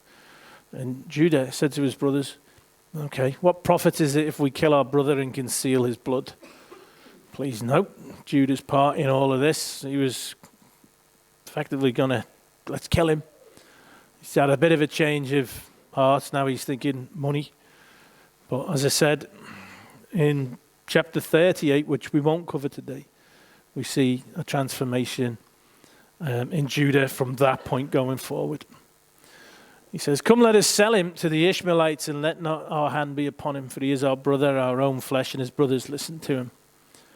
And Midianite traders passed by, and they drew Joseph up and lifted him out of the pit. I say it's just like a sign of resurrection. And sold him to the Ishmaelites for 20 shekels of silver. And they took Joseph to Egypt. Again, it's like he's exiled, like the picture that we looked at before of the house of Israel. And when Reuben returned to the pit and saw that Joseph was not in the pit, he tore his clothes, which in them days was a sign of real grief. And he returned to his brothers and he said, the boy is gone, and where shall I go? Then they took Joseph's robe, he slaughtered a goat, and dipped the robe in the blood. They sent the robe of many colors and brought it to their father and said, this we have found. Please identify whether it is your son's robe or not. He identified it and said, it is my son's robe. A fierce animal has devoured him. Joseph is without doubt torn to pieces. So we've got a goat and a coat used to deceive. Where have we seen this before? Genesis 27:16, and the skins of the young goat, Rivka, put on who? Yaakov's hands, and on the smooth part of his neck, and he deceived Yitzhak, didn't he? And here he is being deceived. Then Yaakov tore his garments, great outcry of grief from him, and put sackcloth on his loins and mourned for his son many days. And we read it before. All his sons and his daughters rose up to comfort him, but he refused to be comforted. He said, no, I shall go down to Sheol to my son mourning. This is it from now on. I am not going to know any happiness. Thus his father wept for him. And it's interesting how events seem to be replaying themselves. He had a favored son, Esau. Isaac loved Esau, remember? We have a favored son, yet again we have deception. Yaakov being deceived in much the same way he deceived Yitzhak. And so Joseph, the favored son, is sold. But Yehovah is always with us, no matter how things might seem. Yehovah is not distant from us in our trials, but is intimately engaged. So, as we've seen, Joseph gave an evil report. Speaking badly of others is often done in an attempt to exalt oneself, to make yourself look good by putting down other people. It seems he was a slanderer who had a problem with pride. Yehovah did have great plans for Joseph, but Yehovah never exalts one who tries to exalt themselves. Matthew 23, whoever exalts himself will be humbled. Whoever humbles himself will be exalted. James 4:10, humble yourselves before the Lord, then he will exalt you. Philippians 2, let nothing be done through strife or vainglory, but in lowliness of mind, let each esteem others better than themselves. Look not every man on his own things, but every man also on the things of others. So esteem others more highly than yourself. And I always think of this when a situation might occur, and somebody might have seemed to have done something that annoys you or winds you up or it seems wrong. I always read this as give somebody the benefit of the doubt. Don't think the worst, like, oh, they've done this because this. Give them the benefit of the doubt. Esteem them better, more highly than yourself. 1 Peter 5. Yea, all of you be subject one to another and be clothed with humility. For God resists the proud and he gives grace to the humble. Humble yourselves therefore under the mighty hand of God, that he may exalt you in due time, just as we'll see happening to Joseph. Casting all your care upon him, for he cares for you. And the book of Philippians goes on to tell us of our perfect example. Have this mind among you yourselves, which is yours in Yeshua HaMashiach, who being in the form of God thought it not robbery to be equal with God, but emptied himself by taking the form of a servant, being born in the likeness of men. And being found in human form, he humbled himself by becoming obedient to the point of death, even death on a cross. Therefore, God has highly exalted him and bestowed on him the name that is above every name, so that at the name of Yeshua every knee should bow in heaven and on the earth and under the earth, and every tongue will confess that Yeshua HaMashiach is Lord, to the glory of God the Father. So, Yeshua, highly exalted. Yeshua humbled himself. Joseph, the favored son, he needs to learn to be humble. Proverbs 17 says this: the crucible is for silver and the furnace is for gold. Yehovah tests hearts, tries hearts. Isaiah 48:10, behold, I have refined you, but not as silver. I have tried you in the furnace of affliction. So Yehovah is in the business of conforming us to the image of his Son. In his great mercy, he corrects us. He brings the heat of affliction and he brings trials, as we see, if necessary, so that we can be refined in the furnace of affliction. Now, we have some interesting descriptions of Yehovah. I looked at this last year, but I know that I'd forgotten it when I came back to it, and I think it's really interesting, especially in light of I know some people who are going through difficult times. Malachi 3. Who can endure the day of his coming, and who can stand when he appears? For he is like a refiner's fire and like a fuller's soap. He will sit as a refiner and purifier of silver, and he will purify the sons of Levi and refine them like gold and silver, and they will bring offerings in righteousness to Yehovah. So he's like a refiner's fire, and he's like fuller's soap. During the refining or purifying process, we read that Yehovah will sit as a refiner and purifier of silver. There's a story often told, and these verses are read, about a woman who, wanting to understand more, went to visit a silversmith. I don't normally include things like this. It's a little bit saccharine, but it does actually serve a purpose in making a good point. As she watched the silversmith, he held a piece of silver over the fire and let it heat up. He explained that in refining silver, one needed to hold the silver in the middle of the fire where the flames were hottest, as to burn away all the impurities. She thought about the verse that says, he sits as a refiner and purifier of silver. She asked the silversmith if it was true that he had to sit there in front of the fire the whole time the silver was being refined. The man answered that yes, he not only had to sit there holding the silver, but he had to keep his eyes on the silver the entire time it was in the fire. If the silver was left a moment too long in the flames, it would be destroyed. The woman was silent for a moment, then she asked the silversmith, how do you know when the silver is fully refined? He smiled at her and answered, oh, that's easy, when I see my image in it. 2 Chronicles 3:18. And we all with unveiled face, beholding as in a glass the glory of the Lord, are being transformed into the same image from glory to glory, even as by the Spirit of Yehovah. Yehovah might see his image in us. The silversmith knows just how long to keep the silver over the fire. His timing will always be just right. So, when you're feeling the heat of the fire, remember that Yehovah has his eye on you, and he will sit as a refiner and purifier, keeping watch until he sees his image in you. And the fire, of course, is the fire or the flames of affliction. Silver in its natural state, it isn't silver, it's charcoal grey. This is an article about a refiner of silver. Silver was extracted from ores containing lead, such as lead sulfide or galena. That's what that looks like. The ore was heated in a fire and the lead sifted out of the ashes.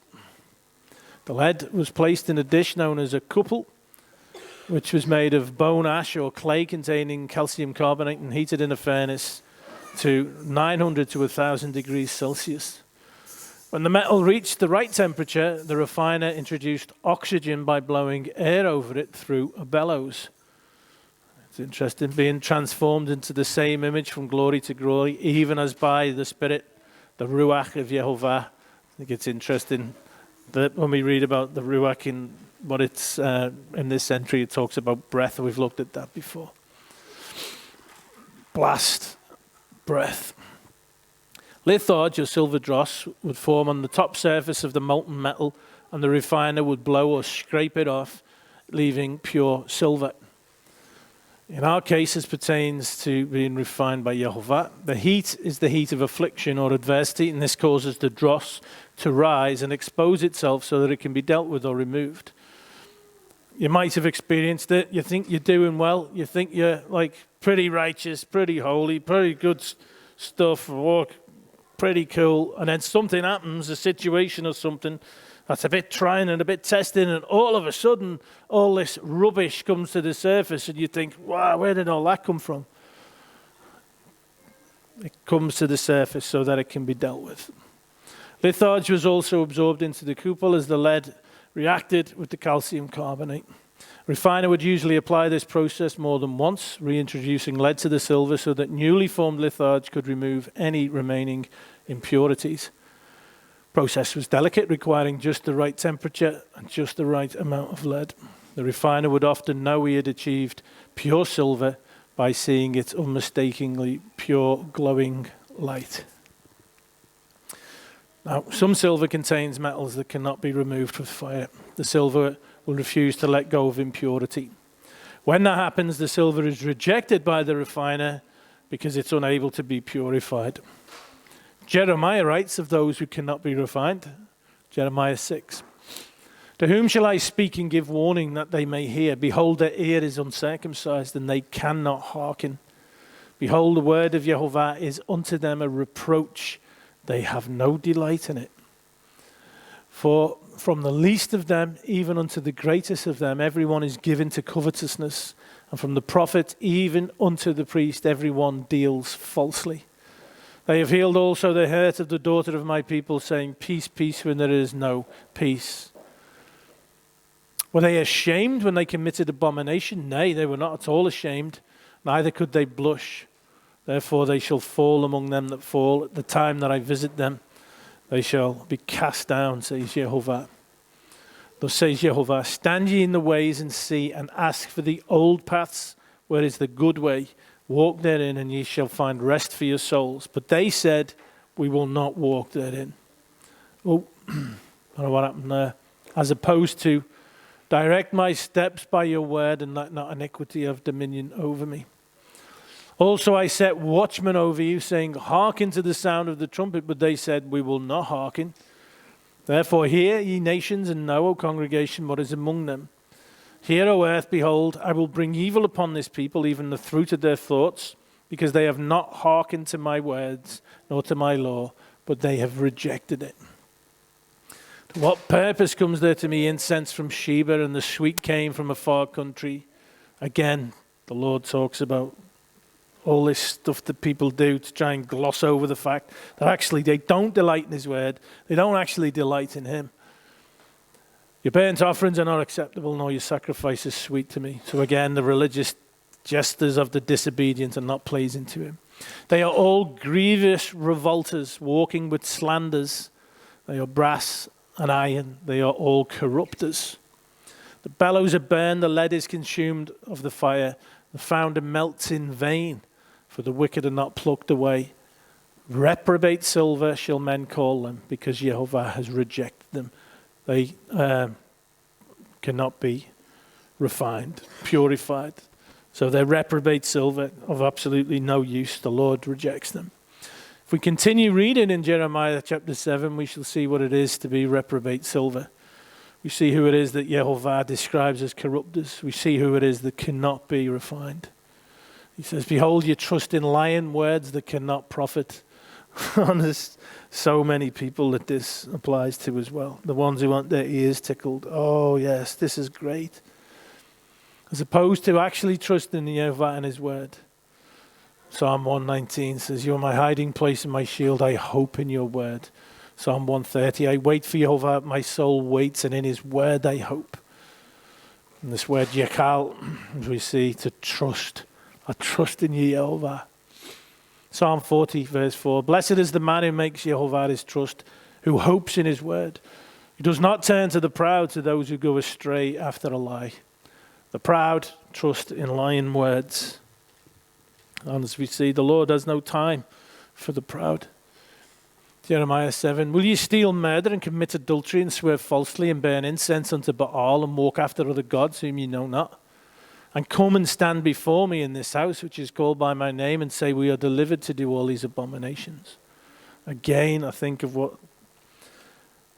this talks about, of things that I've seen myself.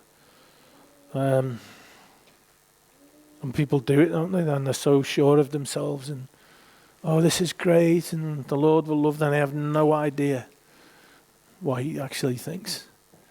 It says, Yehovah Zavayot, the God of Israel, put your burnt offerings unto your sacrifices and eat flesh. Now, the essential feature of the whole burnt offering was that it was entirely consumed by fire, unlike the other offerings, where at least a portion was shared by the priests or the worshippers. Here, Yehovah is effectively saying, these burnt offerings are not pleasing to me. I take no delight in them, so you might as well just eat them as you do your other sacrifices. Verse 22, for I spake not unto your fathers, nor commanded them in the day that I brought them out of the land of Egypt, concerning burnt offerings or sacrifices. This thing commanded I them, saying, obey my voice, and I'll be your God, and ye shall be my people. Walk ye in all the ways that I have commanded you, that it may be well unto you. Please note, what is being emphasized here is that Yehovah is looking for hearts set on him. It was never his intention to call the people simply so that they could go through the religious motions of ceremonial performance, but rather that he was interested in a people with hearts set on loving him, as demonstrated by their obedience. A people who will shema. But they hearkened not, nor inclined their ear, but walked in the counsels and the imagination of their evil heart, and went backward and not forward. Since the day that your fathers came forth out of the land of Egypt, unto this day I have even sent you all my servants the prophets, daily rising up early and sending them. Yet they hearkened not to me, nor inclined their ear, but hardened their neck. They did worse than their fathers. They did not delight in rich food. They didn't listen to Yehovah's call, his invitation, as it were. Therefore you shall speak all these words to them, but they won't hearken to thee. Thou shalt also call unto them, but they won't answer thee. Stiff-necked, stubborn, and disobedient is what these people are. But you shall say to them, this is a nation that obeys not the voice of Yehovah their God, nor receives correction. Truth is perished and cut off from their mouth. Cut off your hair, O Jerusalem, cast it away, and take up a lamentation on high places. For that Yehovah has rejected and forsaken the generation of his wrath. So, Yehovah has rejected and forsaken the generation of his wrath. Reprobate silver shall men call them, because Yehovah has rejected them. To be a silver that isn't refined, you have to make a choice to live in disobedience to Yehovah. And I just want to make this clear to people who are listening to this online. Many of you do make the choice to live in disobedience to Yehovah. And yet, you seem to think you can cover that over by religious gestures and bringing, I don't know, displays of loving him that aren't actually what he's looking for. And the Lord rejects people like that. He takes no delight in them, and he takes no delight in the things that they do. He's not interested in how many verses you can quote, this, that, and the other, or whether you've got a prayer shawl and you've got candles on the Sabbath and challah bread and all these things, and whether you go to 16 meetings every day. All this stuff doesn't mean anything to him. If you make the choice to live in disobedience, if there's aspects of his word that you just go, nah, and you cast it behind yourself, you'll find people lying words. They'll just speak to you this, like, oh, they'll be fine, don't worry about that. It's always been the case. These people weren't walking around going, wicked me, that evil me, you know. No, they probably thought that they were in good standing, that Yehovah was impressed. But as we see, totally unimpressed. To be a silver that isn't refined, you have to make a choice to live in disobedience to Yehovah, to refuse to hearken to his word, to be deaf to the warnings that are given. Shut up. No. Refusing correction. You have to say no to the refining process. To be proud and going after lying words, whether they be a little voice that you speak to yourself in your own head or going out and finding people to tell you rubbish. Choosing to walk in your own counsel, delighting in yourself rather than in him. Reprobate silver, not purified, Yehovah has rejected them. We see though in 2 Samuel 22, with the merciful you show yourself merciful. With the blameless, the tamim, and you show yourself blameless, tamam there. With the purified you deal purely. And with the crooked you make yourself seem tortuous. You save a humble people, not those who listen to lying words. Your eyes are on the haughty to do what? To bring them down. Before we move on, let's consider the other description of Yehovah that's given to us in Malachi. Malachi 3:2. He is like a refiner's fire and like fuller's soap. What, or rather, who is a fuller? Mark 9. After 6 days, Yeshua took with him Peter, James, and John and led them up into a high mountain apart by themselves, and he was transfigured before them. And his raiment became shining, exceeding white as snow, so as no fuller on earth can white them. So, what is a fuller of cloth? A fuller's job was to cleanse and whiten cloth. In Jerusalem, the cleansing process took place in a fuller's field outside the city because of the smell. Dirt and oils were removed from the wool so that it could be pure white and ready to be dyed if desired. And soap contained alkaline substances such as sodium carbonate or potassium carbonate. The word alkali actually comes from kali, the Arabic word for the saltwort or glasswort plant whose ashes were used for soap. Saltwort or glasswort plants, you see it there. Now these chemicals remove oil and the dirt that clings to it by combining with the oil molecules to make them water soluble. And with the cloth soaking in soap and water, the fullers beat or stamped it to remove the impurities. The Hebrew word for fuller comes from a root meaning to tread. The Bible Dictionary, SBE, describes how the author saw an indigo dye in Syria cleaning fabric 100 years ago. The unbleached cotton was soaked in water and sprinkled with the powdered ash of the desert plant they call kali, which creates an alkaline solution. The cloth was beaten in heaps on a flat stone, either with another stone or with a large wooden paddle. Then the cloth was washed free from the alkali by small boys treading on it in a running stream, which is quite an image of how God might go about purifying us. Of course, the purification process can be harsh and difficult, but like clean white cloth or bright shining silver, the end product of our purification is something beautiful and valuable. Please note, the refiner of silver, the fuller of cloth, could not set their processes in motion, walk away and return later when it was finished. They had to be there at every stage and see it through to the end.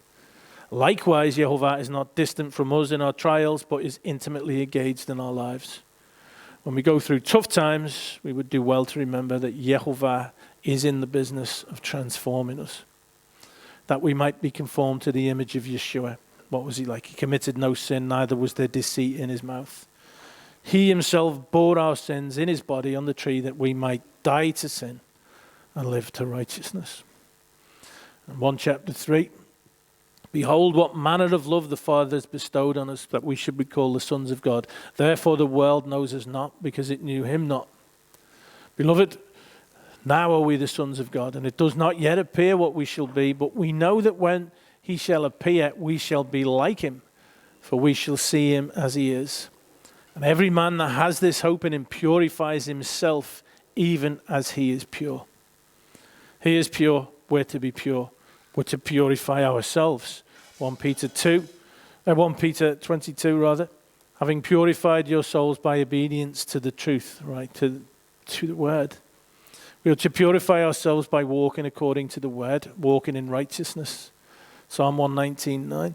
How can a young person stay in the path of purity? By living according to your word. Psalm 12:6. The words of Yehovah are pure words, as silver tried in a furnace on the earth, refined 7 times.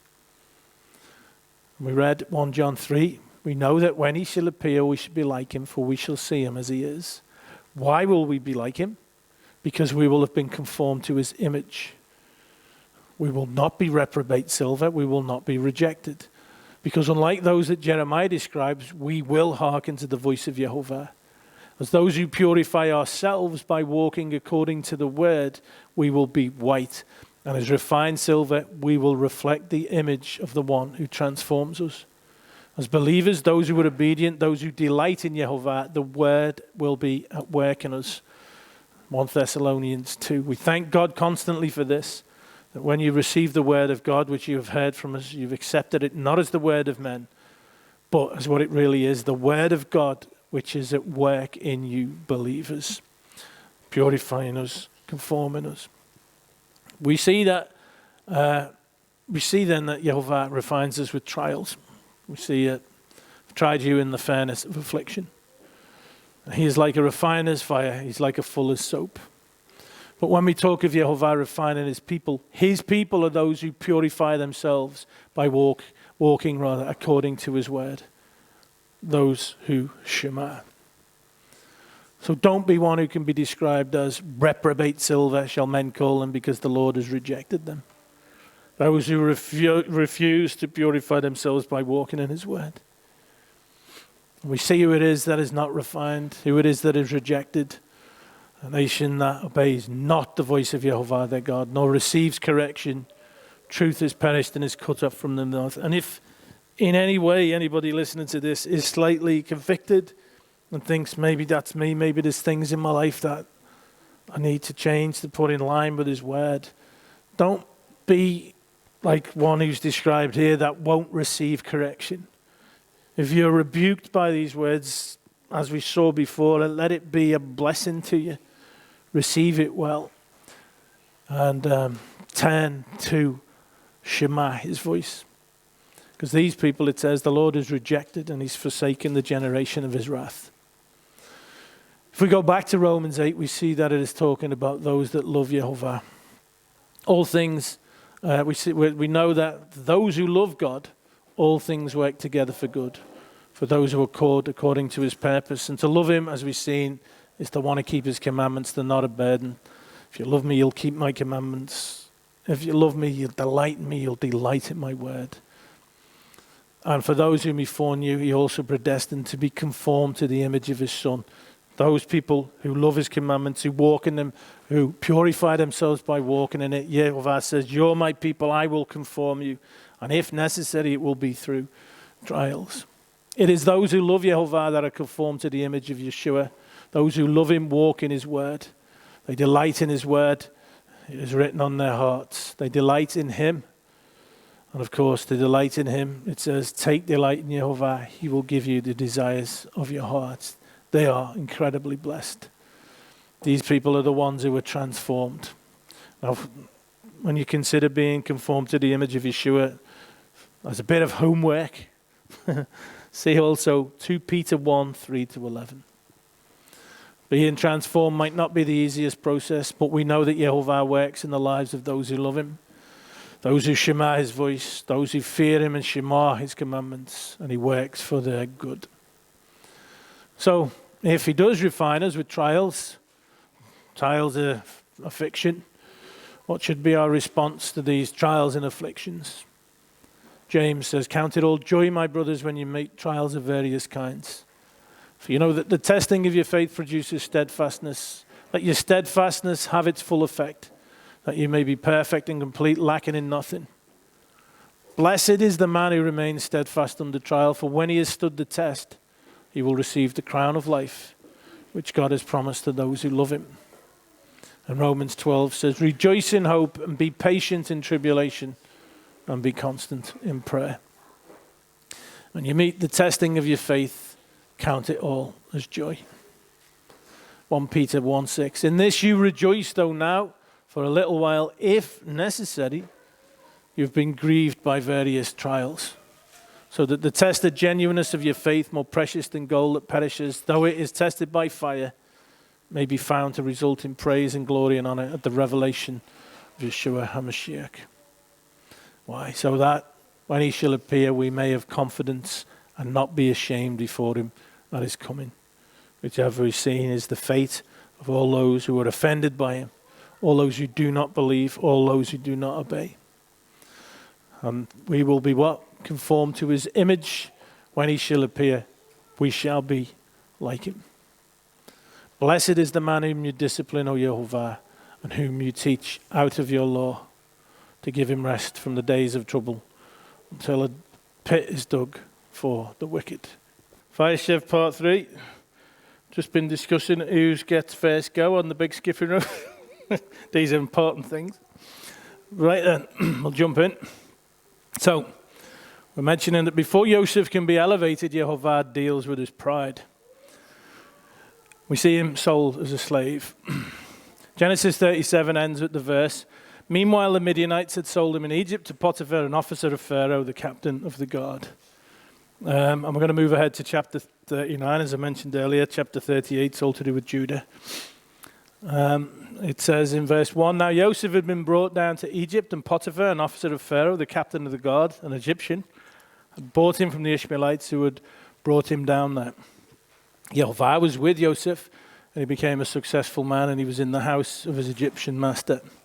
His master saw that Yehovah was with him, and that Yehovah caused all that he did to succeed in his hands." And I think it's worth noting, when we walk with Yehovah, and he is with us, I think people do take note. I don't think it ever goes unnoticed. Potiphar makes Joseph overseer over all of his house in verses 4 to 5, and then we read, "So he left all that he had in Joseph's charge, and because of him he had no concern about anything but the food he ate. Now Joseph was handsome in form and appearance. And after a time his master's wife cast her eyes on Joseph and said, 'Lie with me.' He refused his master's wife. He said, 'Behold, because of me, my master has no concern about anything in the house, and he has put everything that he has in my charge. He's not greater in this house than I am, nor has he kept back anything from me except you, because you are his wife. How then can I do this great wickedness and sin against God?' All sin is against Jehovah." Psalm 51:4. "Against you, you only have I sinned and done what is evil in your sight, so that you may be justified in your words and blameless in your judgment." So, I put it to you, how are you when you are tempted? What about your response to, for example, sexual enticement, as was the case here with Joseph? How do you respond? Do you entertain the idea? Or do you declare boldly, as Joseph did, "How then can I do this great wickedness and sin against God?" As she spoke to Joseph day after day, he would not listen to her, to lie beside her or to be with her. So this is an ongoing thing. It's not like it just went away. He was tested in this time and time again, and he's like, "No, I can't do this wickedness and sin against God." But one day when he went into the house to do his work, and none of the men of the house was there in the house, she caught him by his garment, saying, "Lie with me," but he left his garment in her hand and fled and got out of the house. Again, this situation pretty desperate, but we've got to remember all things work to good for the good of those rather that love God and called according to his purpose. Foreknew he also predestined to be conformed to the image of his son, in order that he might be the firstborn among many brothers. And through all these situations and circumstances, we'll see a change in Joseph. We see that he refines us with trials. We said before, it's the fairness of affliction. And these things, obviously, when they come, are not like, "Wow, this is brilliant." He is like a refiner's fire, like fuller's soap. But remember, when we talk of Yehovah refining his people are those who purify themselves by walking according to his word, those who shema, those who would say, "How can I do this great wickedness and sin against God?" Don't be one who could be described as reprobate silver that the Lord has rejected. To be a silver that isn't refined, you have to make a choice to live in disobedience to Yehovah. And I really do want people to question whether or not this is applicable to them. They have in some small measure and some way made a choice to live in disobedience to Yehovah. And you probably got lying words going on telling you it'll be okay, whilst you refuse to hearken to his word deaf to the warnings given, refusing correction, and being one who can sin against Yehovah. You've become comfortable with it. It's okay in this matter. This will be fine. As soon as she saw that he had left his garment in her hand and he had fled out of the house, she called to the men of her household and said to them, "See, he has brought among us a Hebrew to laugh at us. He came into me to lie with me, and I cried out with a loud voice." So Joseph, the one who gave an evil report of his brothers, is coming face to face with himself in much the same way. If you remember, Yaakov came face to face with himself in the form of Lavan. Yaakov, of course, was deceitful. Lavan seemed to share these characteristics, and he came face to face with himself. Joseph here, he's experiencing being maligned. If you find yourself being refined in the furnace of affliction, then you should take some kind of comfort in knowing that you're called according to his purpose to be conformed to the image of Yeshua. For all those who might find themselves in situations that are not comfortable, please remember that whatever you find yourself through it all, he is with you. But at this point, I want to mention that there are other reasons other than Yehovah's refining and discipline that cause us to have strife. John 16, I have said these things to you, that in me you may have peace. In the world you will have tribulation, but take heart, I have overcome the world. 2 Timothy 3:12. Indeed, all who desire to live a godly life in Yeshua HaMashiach will be persecuted. So, Yehovah's refining and discipline should move us to repentance. Persecution because of your faith in Yeshua should cause you to rejoice. And indeed, the picture that I showed, and I said I didn't know what lay ahead. Not long after that, I went to what big school we called it, high school. And not long after that, I became aware of who Yehovah was when the man visited our house and prayed for me. And I went to school and told everybody about Yeshua, and indeed I was experiencing what you'd call, I suppose, persecution. Well, you would call it that. And I can honestly say that it was cause for me to rejoice, and I did. It was an amazing time, and it's not lost on me that to suffer for your faith, to suffer for your faith in Yeshua is actually an honor and something you can rejoice in. Disciples, remember you read of them in Acts and they get beaten and stuff and they go out and they're made up. 1 Peter 4. Beloved, think it not strange concerning the fiery trial which is to try you as though some strange thing happened to you. If you find yourself going through trials, it's okay, it's normal. But rejoice in as much as you are partakers of Christ's sufferings, that when his glory shall be revealed, you may be glad also with exceeding joy. If you be reproached for the name of Christ, happy are ye, for the Spirit of glory of God rests upon you. On their part he is evil spoken of, but on your part he is glorified. But let none of you suffer as a murderer, or as a thief, or as an evildoer, or as a busybody in other men's matters. In other words, it is a different thing to suffer as a result of righteousness than to suffer because of wrongdoing. I remember I got stuck in a detention once at school. I hadn't even done anything. And the teacher said, "Why are you in this detention?" And I said, "I don't know. Did you do anything?" I said, "No." He said, "You must be really fed up." And I remember saying to him, "Well, it's better to suffer for something that you haven't done than something that you have."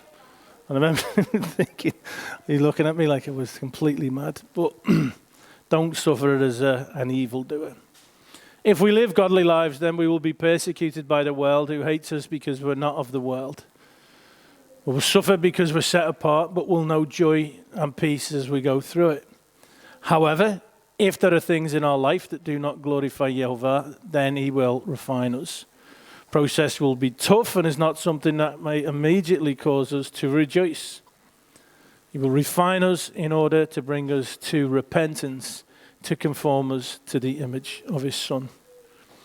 Genesis 39 continues and it says, "And as soon as he heard that I lifted up my voice," this is the woman who's accusing him, Potiphar's wife, "and cried out, he left his garment beside me and fled and got out of the house. Then she laid up his garment by her until his master came home. She told him the same story, saying, the Hebrew servant whom you have brought among us came in to laugh at me. But as soon as I lifted up my voice and cried, he left his garment beside me and fled out of the house. Garments used once more to deceive. I don't know why this is all going weird. It's perfectly fine on my computer. So the ongoing theme, Jacob and his sons, garments and deception, begins. Yaakov dresses up like Esau. Chapter 38, which we didn't cover. This is Yaakov first, was deceived by Lavan into marrying Leah. He was deceived by his sons into thinking Joseph is dead, and then this Judah is tricked by Tamar, who dresses up like a prostitute. Genesis 38. As soon as his master heard the words that his wife spoke to him, this is the way your servant treated me, his anger was kindled. And Joseph's master took him and put him into the prison, the place where the king's prisoners were confined, and he was there in prison.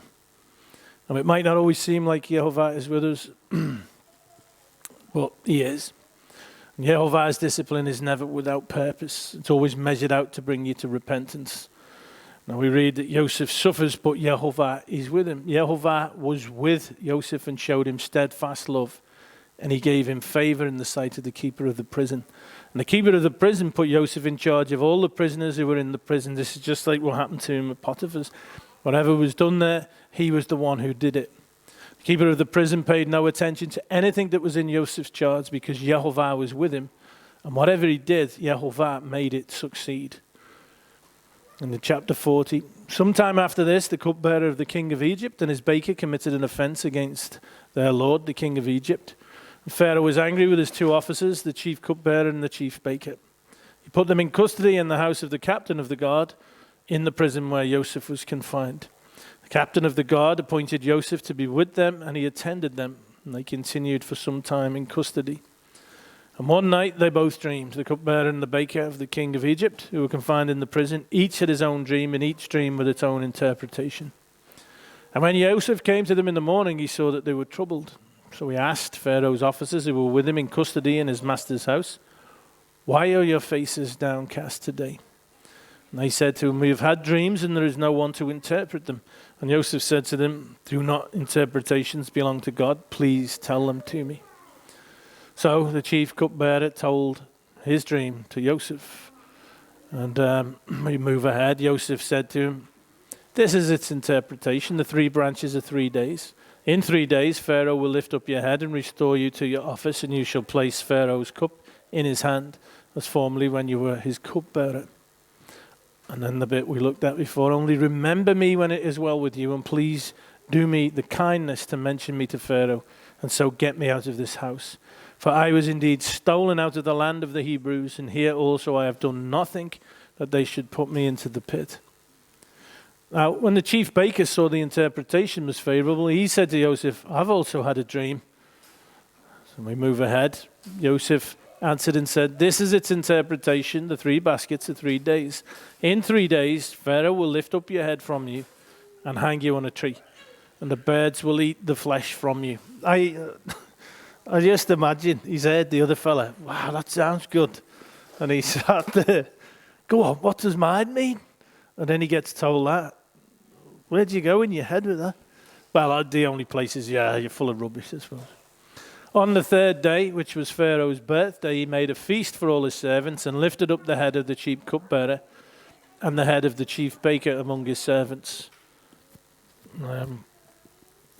We mentioned many times about this idea of having your head lifted up. There's 2 different ways to have your head lifted up. He restored the chief cupbearer, which means to be counted, by the way, the chief cupbearer to his position, and he placed the cup in Pharaoh's hands. So it went well. But he hanged the chief baker as Joseph had interpreted to them. Yet the chief cupbearer did not remember Joseph, but forgot him. There he is, languishing in the dungeons. The silversmith knows just how long to keep the silver over the fire, and his timing will always be just right. So Joseph was a slanderer. He was proud. YHVH has dealt with him. He's been sent off to slavery. He's been sold as a slave, and he's been accused. He's been maligned, an evil report given him, and he's ended up in the prison. He was humbled so that in due time he could be exalted. He's being conformed to the image of the Messiah. So when it was in the timing of YHVH to get Joseph out of prison, it all happens very quickly. Pharaoh sent and called Joseph.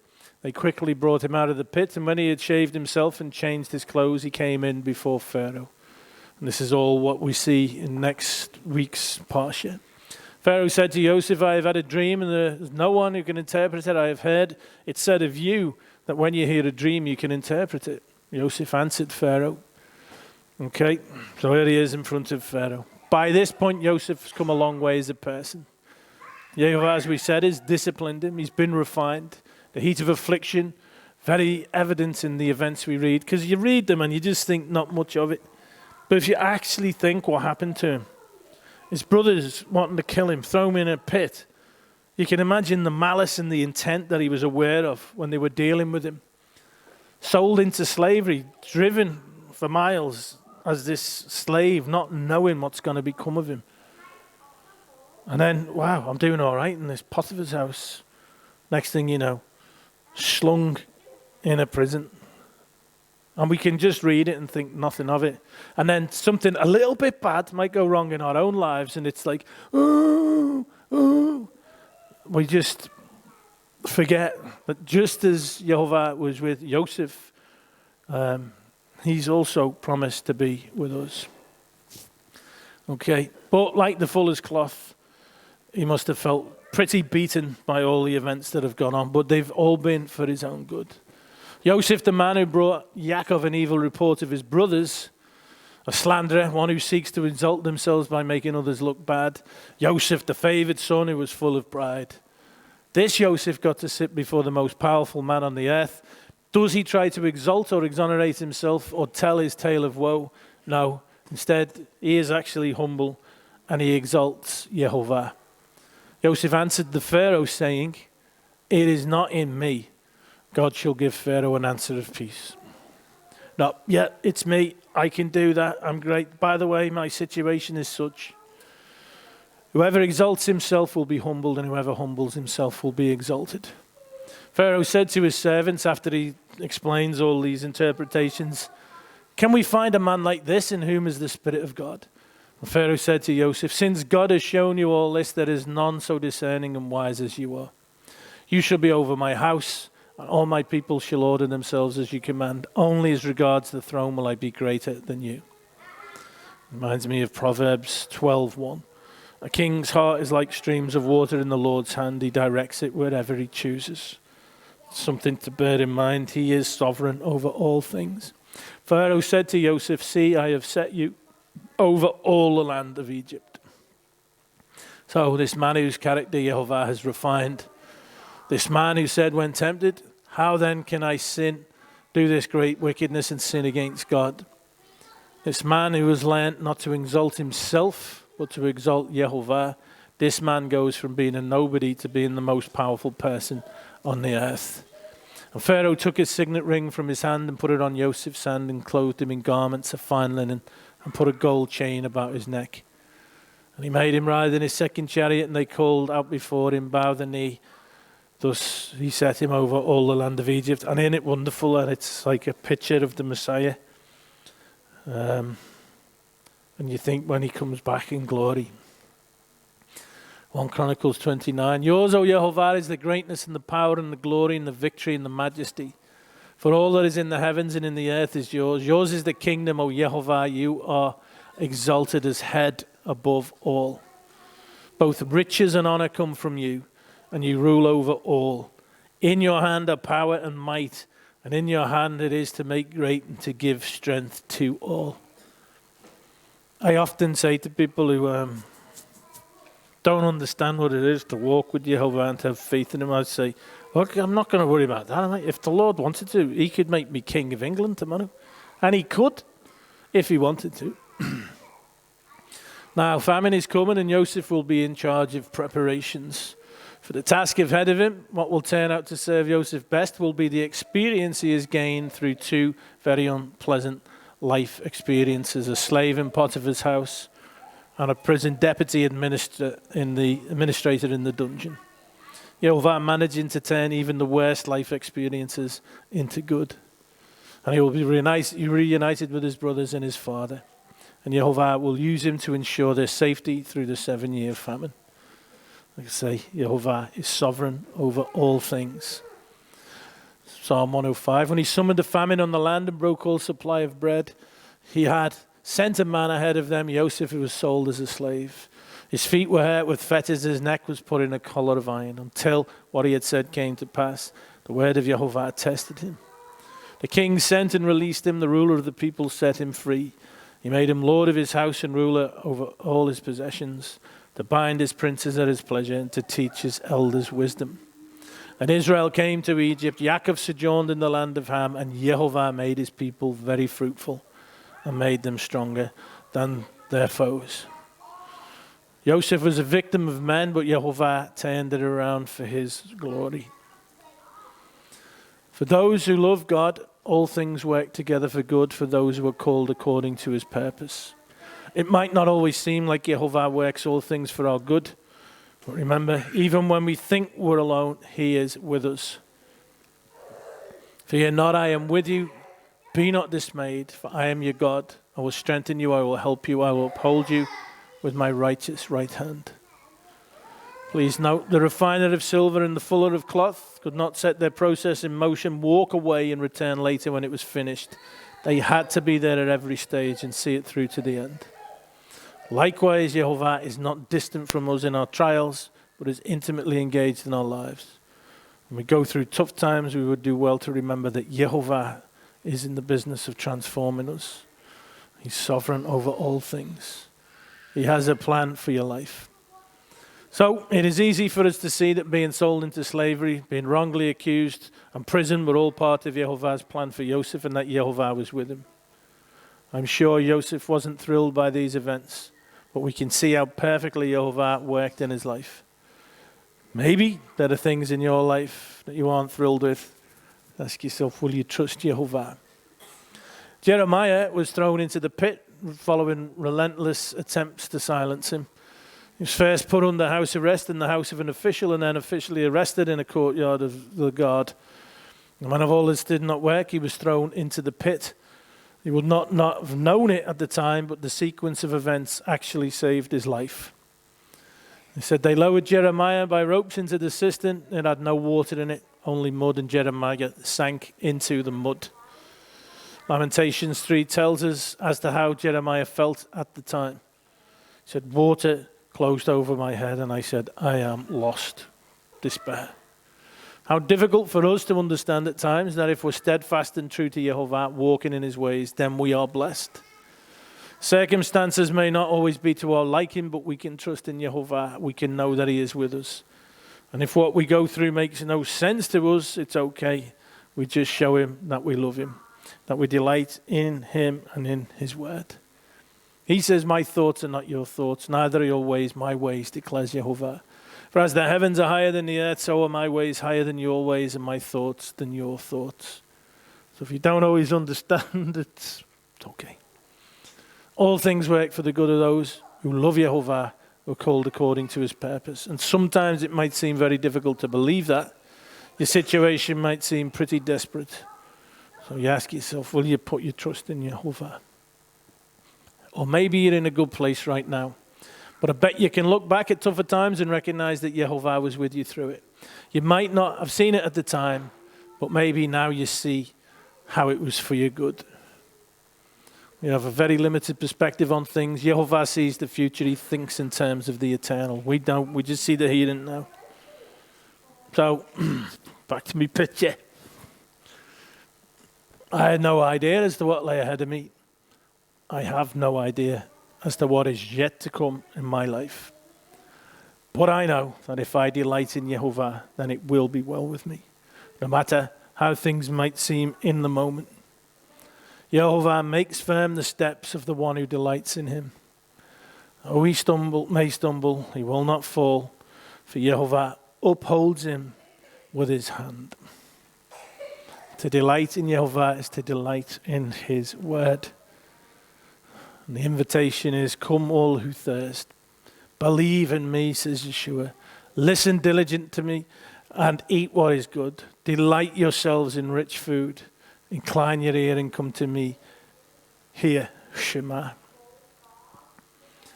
For those who do incline their ear, who listen diligently, those who Shema, those who believe, those of faith, the Lamb who is in the midst of the throne will shepherd them and lead them to living fountains of water. And Adonai will wipe away every tear from their eyes. Them referring to those who delight in Yehovah, who delight in the word. And remember, delight, a high degree of gratification or pleasure and joy.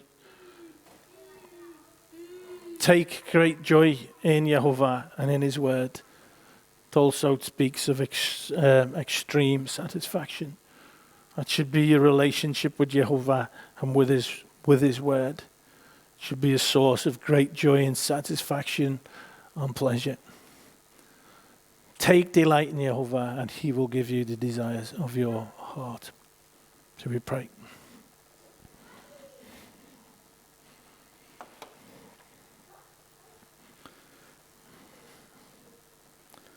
Lord, I want to begin by just saying thank you. Thank you for your word. Thank you for making a way for us to be able to come and be in covenant with you.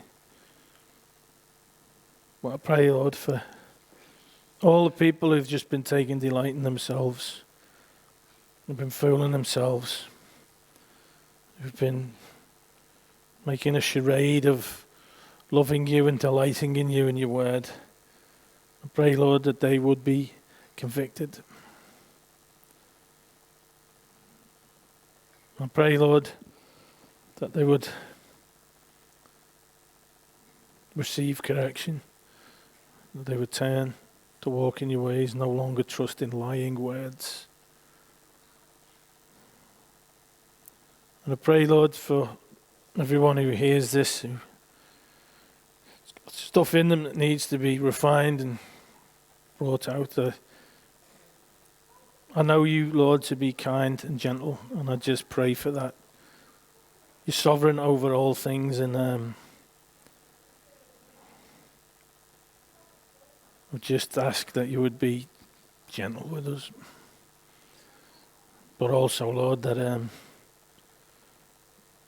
like David prayed, if there's anything that's wrong in me, Lord, or in any of us, then it would be dealt with. Thank you, Lord, for